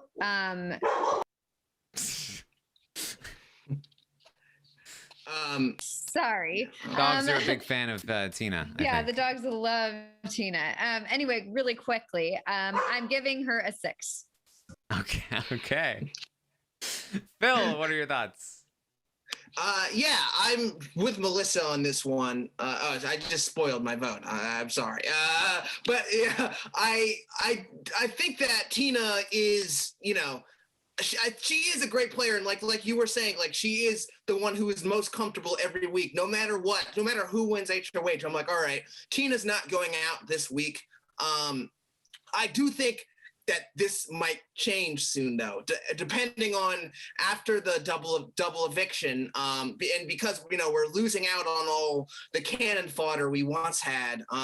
Tina's number is it's coming up, and so if Jed, Tai, and Beth, if they're able to for some reason survive the double eviction, and take out Roe, I do think that Tina is a very, very likely, she is a likely target after that. And so because of that, it's something that is a little bit frightening. I don't know if that is going to happen. I guess we never know. But because of that, I can't be that confident with Tina's game. So I'm going to give her a 6. Just because I think she's a good social player. And if she wins an HOH coming up soon, that'd be amazing. But I just don't know if that's going to happen. And because of that, I see her, I don't know if she can, make it to the end of the game and win, if she's becoming a target in Jed, Beth, and Ty's books. So we'll see. But I'm with the 6 for now. I think I may have not read out Tara's audience score, but it was in fact a 3 if I didn't from the audience there for Tara. But with Tina, the audience is on my side on this one. They gave Tina a 7 this week. So there it is for Tina. Let's talk about Tai. Melissa, how do you feel about Tai? I gotta say, I feel the same about Tai as I feel about Jed. I feel like and Roe actually, they're all in a very precarious position going into the double. So I don't necessarily feel, and I also feel like they're not putting themselves in a good place. I don't feel like they're doing themselves any favors this week to try and prepare for a double. Not that they know it's coming, but there has been some talk. So, and either way, they should be trying to put themselves in a good position going into the next week. So whatever.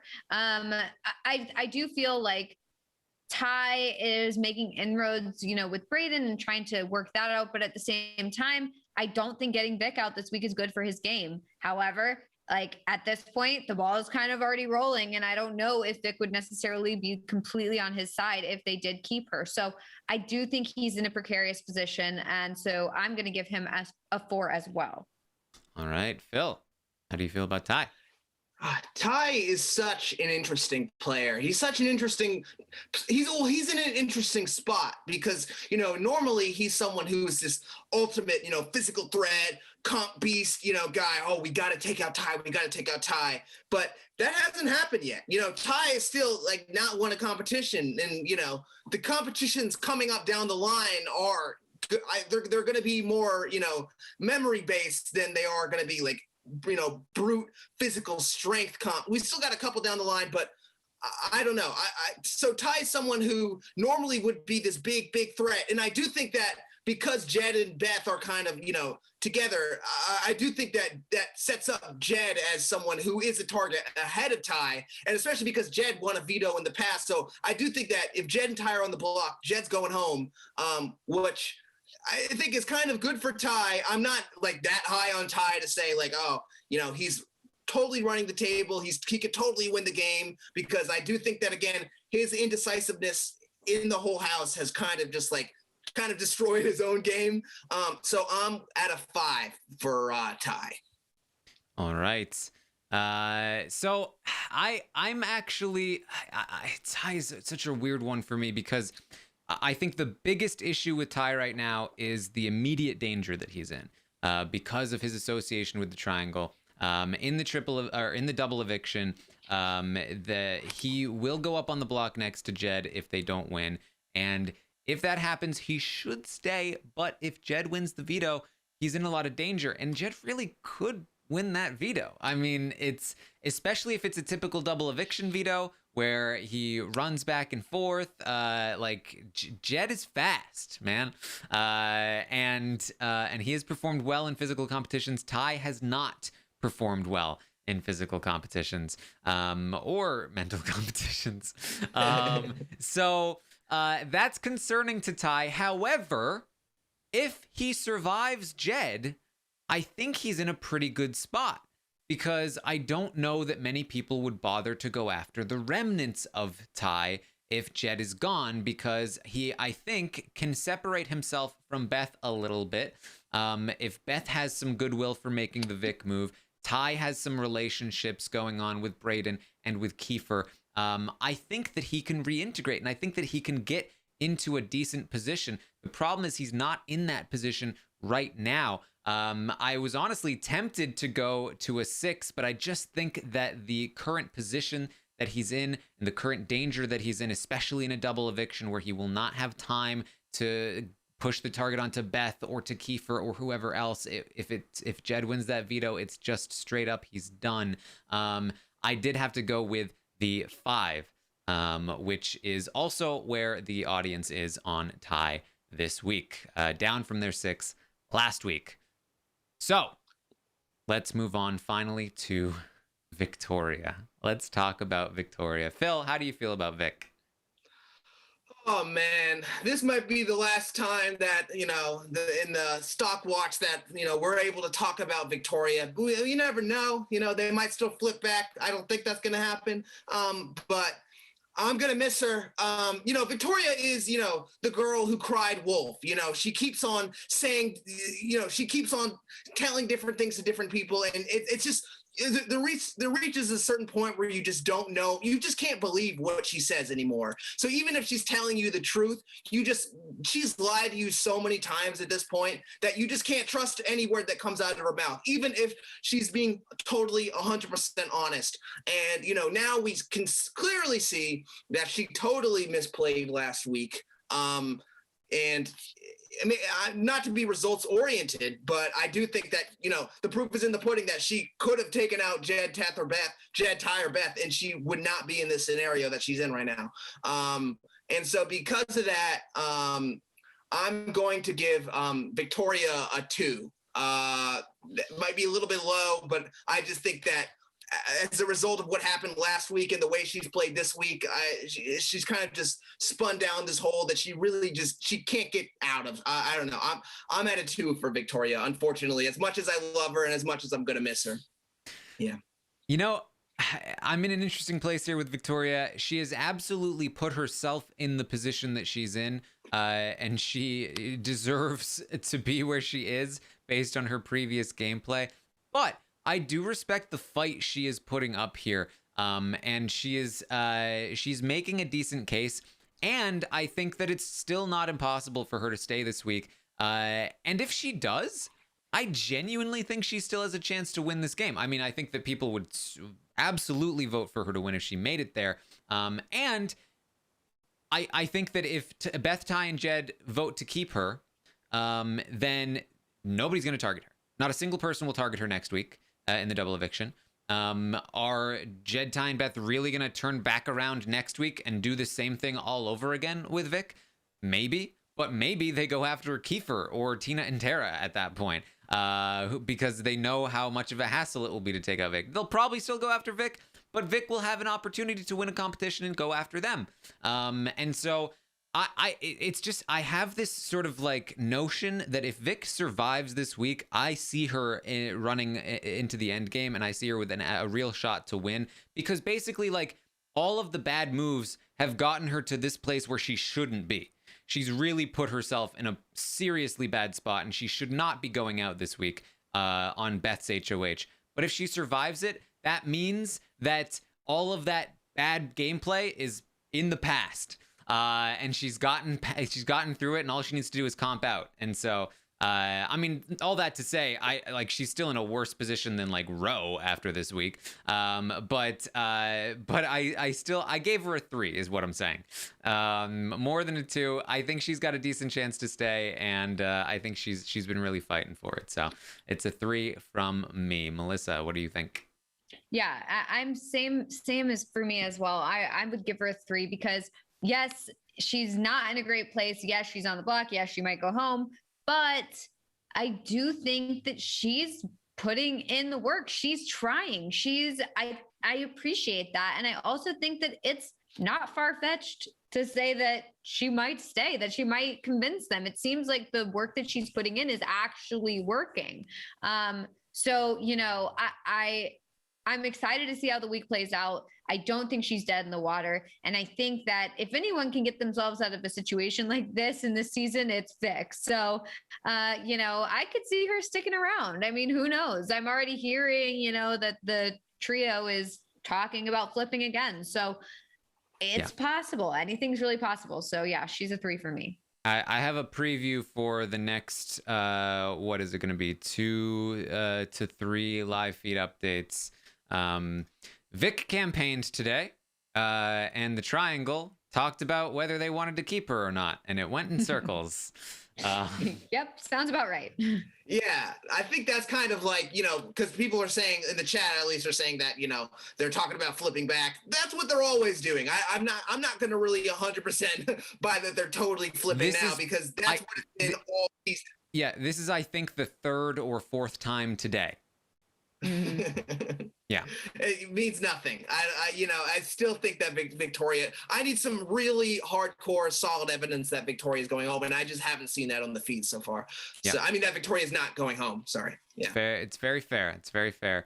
The audience did go in on a 3 for Victoria as well. So those are the ratings this week for the Stock Watch. That's what we've got. Now, before we wait for the leaderboard to refresh here, we can move on to some of the extra questions in the survey that I sent out to the audience. I asked them to rate the episodes of Big Brother Canada this week. And this week, I believe this is the lowest rated week of the season thus far, a 5.6 on the episodes, which is a terrible rating considering how great the feeds have been. Yes. I don't feel like they're doing a great job of portraying, the way things are actually playing out. They have a lot of good material, but I don't necessarily feel like they're using it. So yeah, I mean, this rating makes sense to me. I wonder if a lot of it is just because, Tai might not he might not be giving them good stuff in the DR. So I feel like a lot of on the feeds, at least the last couple of weeks, Jed, Beth, and Tai have totally been making a lot of the decisions, but we haven't seen that because they probably just are not giving that good information in the DR, which is unfortunate. And also, I guess it makes sense that now they have to kind of fabricate new stuff. We have to fabricate that Brayden is making this big move, or fabricate that we're also just getting a lot of mastermind confessionals and here's what I'm doing, and I just don't know if that's 100% always the case. I just think that Ro gives good DRs at the end of the day. Yeah. Well, I did ask how would you rate the feeds this week, and the feeds had a 7.4 rating, up from the 4.7 last week. So massive uptick here in the feeds, which absolutely the feeds have been great this week. This is the highest rating since the first week of feeds, which got an 8.5. Honestly, the first week of feeds was great. This week of feeds was also really great. I wouldn't even necessarily say one is better than the other at this point. It's been good. I asked them how they would rate the season as a whole so far. Last week it was down to a 7.1. This week back up to a 7.3. So it seems to be settling around in this area. I definitely feel like the episodes are holding it back, though. Yep. Definitely. All right. It's unfortunate because I think this might be one of the best Big Brother Canada, at least so far. We'll see what happens, but so far last week was slow, but overall I think they've been doing such a great job. So I just hope the episodes are able to pick up as we go down the line. I agree. I asked the audience to rank the players from their favorite to their least favorite. Melissa, our resident favorite psychic that still gets them wrong sometimes. Don't bring that part up. Who Don't do you bring that think part up. is at the top of the favorite player rankings? It's hard this week because I do also feel like I have a different perspective on my favorites than others. So Phil, what do you think? Let me throw it to Phil for a quick second while I consult my my mind. The favorite? Favorite player by the audience. But the audience is Tina, right? I think the audience's favorite player is Tina. Am I right? Or no, Victoria. What am I? No, Tina. Sorry, I'm going back to Tina. It could be Braden. But I'm also seeing a lot of row stands. But I feel like Braden's done a really good job this week, and maybe people like that. But people always love Tina, so I might just say Tina, just because that seems to be like a standard answer, and maybe it'll still be standard because she is doing a good job this week. Let's say Tina. Both incorrect. What? It's Braden. But see, I did say that, so really like the that was me. By the smallest of margins, it might as well be a tie with second place. Who do we think second place is? Tina. Now you're having me second guess everything. But yeah, I think Tina. You are both incorrect. Oh my God. I meant to say row. Row is correct. That's what I meant to say. Braden and Row are the top two, basically tied for first. They are my wavelengths are all messed up. That's all. 100th of a point away. Number 3. Tina. No, I'm convinced it's not Tina. I'm convinced it's Victoria. You are both incorrect. Oh my tie. God. I meant tie. It is tie in third place. That's the thing, is I'm always right. It's just the second one. Right. So that's I'm having way too much fun with this, so let's go for number 4. Who is in 4th place? Oh my God. All right. Tina. This one's got to be Tina, right? You are both correct. Finally, it is Tina. All right, Okay. we did it. Jeez. Is the next one Victoria? Yes, then it's Victoria. Yeah. Then Beth. No, but you're close. Then I Kiefer. meant Jed. It's Jed, then Beth. Right. That's exactly what I said. Then, so yeah. then Kiefer, then Tara. Man, I'm so good at this. Basically psychic. Basically, like if I just say the second answer instead of just saying the first answer, that's all I really need to do is just not say the first answer and then only say the second answer. Melissa, no, because then the first answer is technically the second answer. So I don't know. It might be. You might have to double think that. I don't know. Yeah. We'll figure it. We'll figure it out. I was just working out the kinks, Yeah. I feel you. This is a massive boost though for Braden and Rowe, who were 5th and 6th place respectively last week.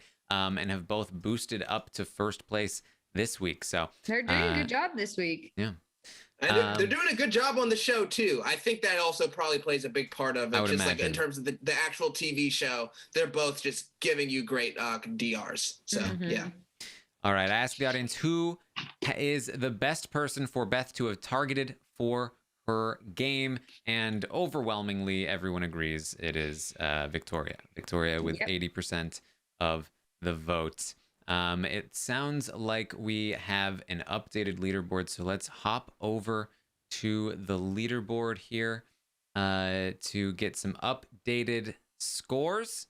And I think that not much has changed here at the top, at least. I am still in it's a 5-way tie for first here.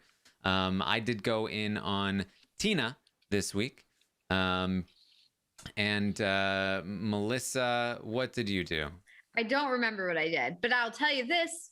I'm not going to make the safe choice, which is going in on Tina, because I'm not going to do that. I played dangerously with my stocks. Yes, you. So there you go. Went in on Braden, Jed, Kiefer, and Tai. Am I still the worst, Melissa? I can't see it on that thing. It's so small. You are, in fact, still the worst, Melissa. Yes. Darn it. How did I not increase at all? You are about $60 away from the closest, Melissa. Ugh. What's my number? 1,895. You're in the top 100%. Not great. Not a great showing in Melissaville over here. But what did I do? I bought Braden. I mean, okay, let's look here. So last week you were in on Austin, Braden, and Tara. Did I go increase at least? Looks like you sold. Yes, you did it. You did make $25. Well, there you go. Which is about $5 more than you would have made if you did nothing. So you kept your Braden shares. You sold your Tara and Austin, and you bought Jed, Kiefer, and Tai, who I think all just stayed the same. Don't love it, but you know what? It's all about moving up, and that's what I'm doing. So slowly but surely, moving I up. will overtake number one. Phil, are you in here? Yeah, I'm in here. I've been getting coached by Mari Forth. Mari has been teaching me and Chappelle everything about the stock watch. I've been holding on Braden. That's been my thing. I've been really, although I don't know if I put mine in last week, but yeah, I've been holding on Braden, but I don't think I've been doing that good of a job. Well, Braden was a great buy this week. So it looks like you've made some money here for sure. You've gone up 200 places. Last week, holding on Braden was that hurt you a bit. So, but you've made it back. You made a little bit of it back here. Let's go. That's my dog. We'll see. Maybe not. There you go. All right. Let's move back over to finish off these questions. I asked, who do you want to be evicted this week? This is a very close vote. With 51% of the vote, the audience would like for Vic to go home this week. Only 49% want Tara to go home this week. I have to imagine this is mostly for the balance sake of the game, and the sort of like the follow through on this move that is making this was kind of surprising. Yeah, it is interesting that isn't Tara the least favorite in the ranking, and it's still people are like, no, but we want her to stay. It's like that doesn't make. I think any it's sense, more that okay. they want Vic to go. I think they want the move to happen. You know what? I started the podcast with saying this, but it's the truth. I'm torn. I want Vic to stay, but I want the move to happen. And because I do think that more interesting things can come from that move being made. But do we really want to lose Vic this week? I don't know. So yeah, I don't know if I'd be able to answer that in the survey. So. All right. Well, I also asked, who do you want to win HOH next week? And for like the 11th week or 5th week, because we've been doing it 5 times. Roe with 60% of the vote. The people want a Roe HOH. They want it so bad. They've wanted it for so long. And he's like, no, just a veto. Yeah. No, I want to put myself in danger and then win a veto to save myself every week just to put you guys in suspense. He's playing the long game. You know what I mean? Just keeping them waiting, you know? Exactly. All right. Finally, I added this question. Who do you think will be evicted in the double eviction? 42% say Jed, 21% say Roe, and then 10% each on Tara and Tai. We've got 6% in on Kiefer, 4% on Beth, then to 2% on Vic, and 1% on Braden, and basically not a single soul chose Tina. Yeah, that makes sense. Yeah. So, it'll be interesting. I feel like a lot of the times going into a double, we have like at least like one person who we're like, okay, this person is the most likely to go home. Like the odds are this person's leaving, and we already know that. So it's interesting going into it with it kind of spread like that. I mean, at the very least, we have 3 contenders right there at the top that might leave in the double. So it'll be really interesting to see what happens, and it really could go either way.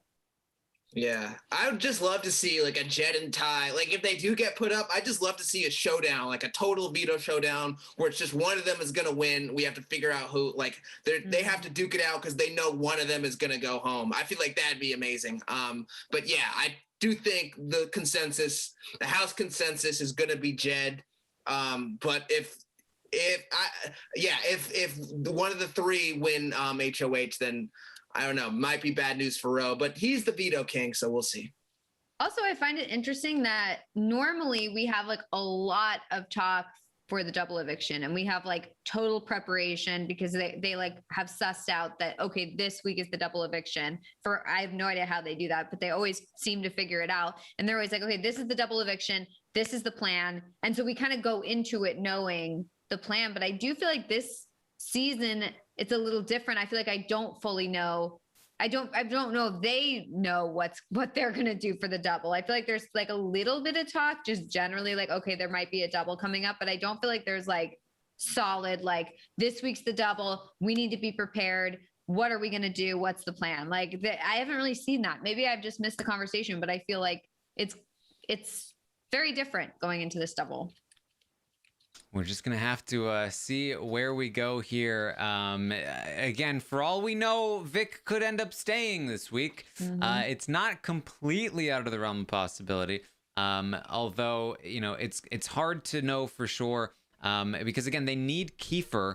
And I don't even know if it's possible to get Kiefer. I still don't know that for sure. He keeps telling them he's willing to go with them if they choose to go in that direction, but I don't know if he's actually telling the truth or if he's just trying to pretend because he sees that Beth is still on board. And I don't know if Beth is truly willing to go back on it or if she's just giving it lip service and trying to make Tara nervous. But I expect that we're going to continue to see the back and forth all week long. If I had to guess, I would say that Vic will be leaving this week. But I said this even before Vic went up. She has a good case. Like there's a very logical argument to keep her in the game, and the path is there. So I would not count anything out just yet. But we are definitely looking at an exciting road to a potentially exciting double eviction. So that's what we've got this week. Melissa, any final thoughts on the week? You know, it's been a really exciting week. I honestly, I don't really know how it's going to play out. Like you said, I think that the most likely scenario is Vic goes home, but we really don't know. So I'm really looking forward to Thursday. You know, double evictions are always great. It's always so thrilling. Like my heart just beats so fast and I like stand up and I pace around the room. So I'm very excited to watch it, but you know, we'll have to see. So far the season's been giving us what we want. So I've been enjoying it. All right, Phil, any final thoughts? Yeah, I'm just super excited for the double eviction, not just for the actual event of the double eviction, but just because when that's done, you know, there's 7 players left in the game and there's so little wiggle room to really hide at this point. And, you know, now the players are all going to really start to fight for themselves. Like, it's crazy to me that, you know, we're going to go into week 6 and we have 7 players left. And, you know, usually in like a regular, like, you know, US season, we don't get that final 7 until, you know, it's September or something like that.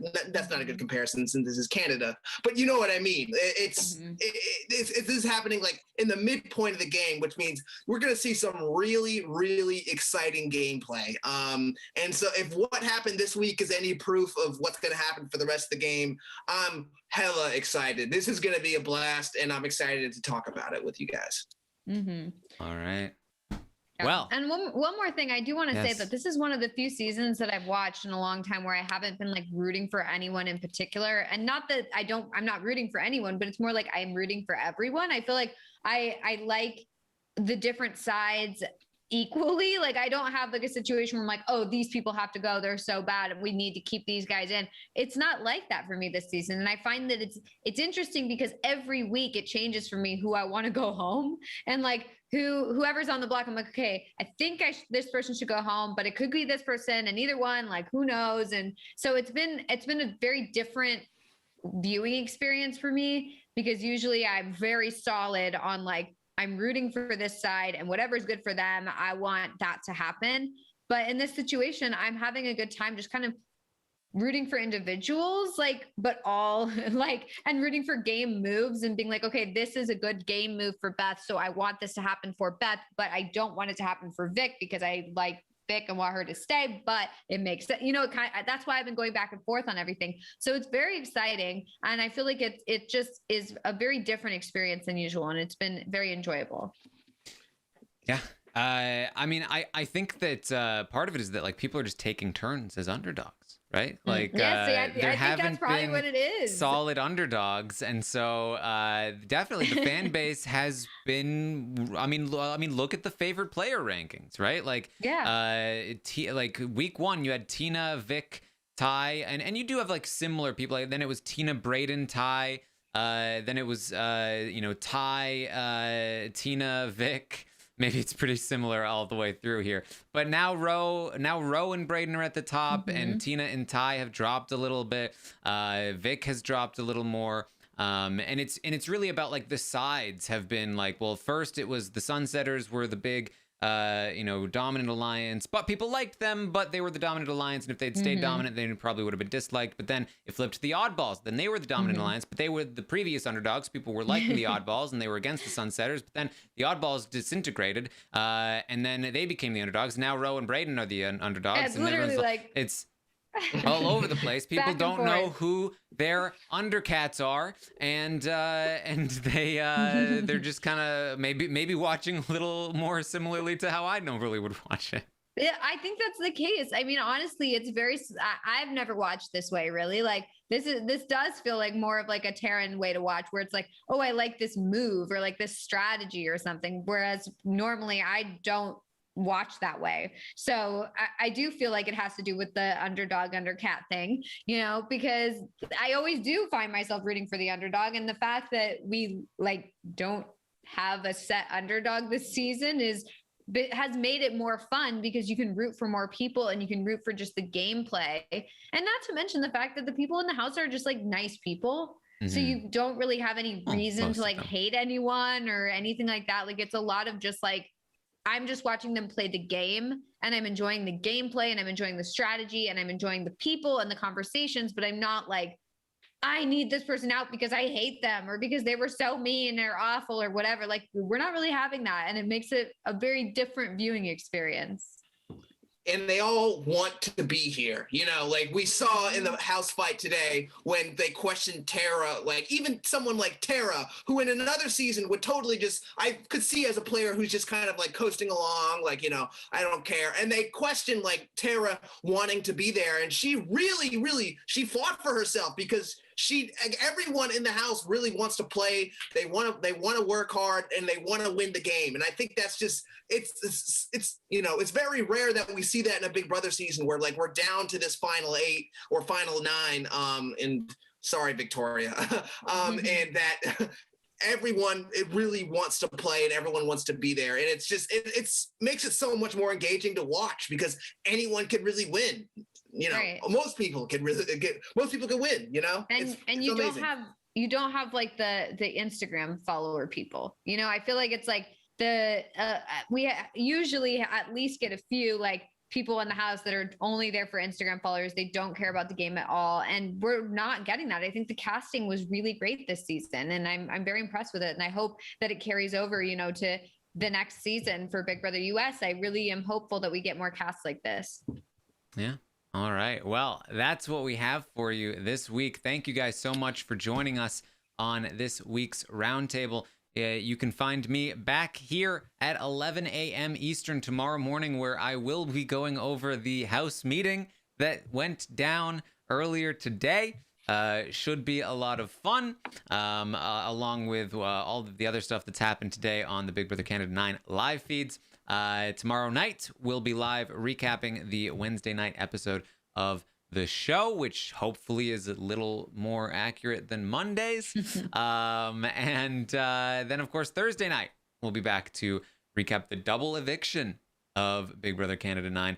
Should be very fun. And then on Saturday, the finale of The Circle UK. We'll be wrapping up the season there, so that'll be fun as well. What a fun season that has been.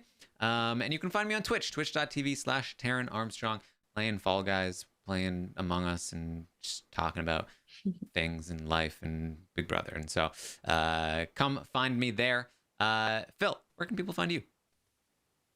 You can follow me on twitter.com/listenupphilip. That's from tweeting sometimes. And you can follow me on letterboxd.com/PNTJR, where I'm always just writing movie reviews and just writing about life and the stuff that I'm watching and the stuff that I'm engaging with. I just watched Godzilla versus Kong. And that was a blast just to see these two behemoths just duke it out. I don't know. It's stupid. It was so stupid, but it's a lot of fun. And yeah, that's what I'm up to. All right, Melissa. Where can people find Well, you? you can find me on all social media at It's Melissa with 3 A's. And that's that. That is that. All right. Thank you guys so much for joining us tonight. And we'll see all of you next time.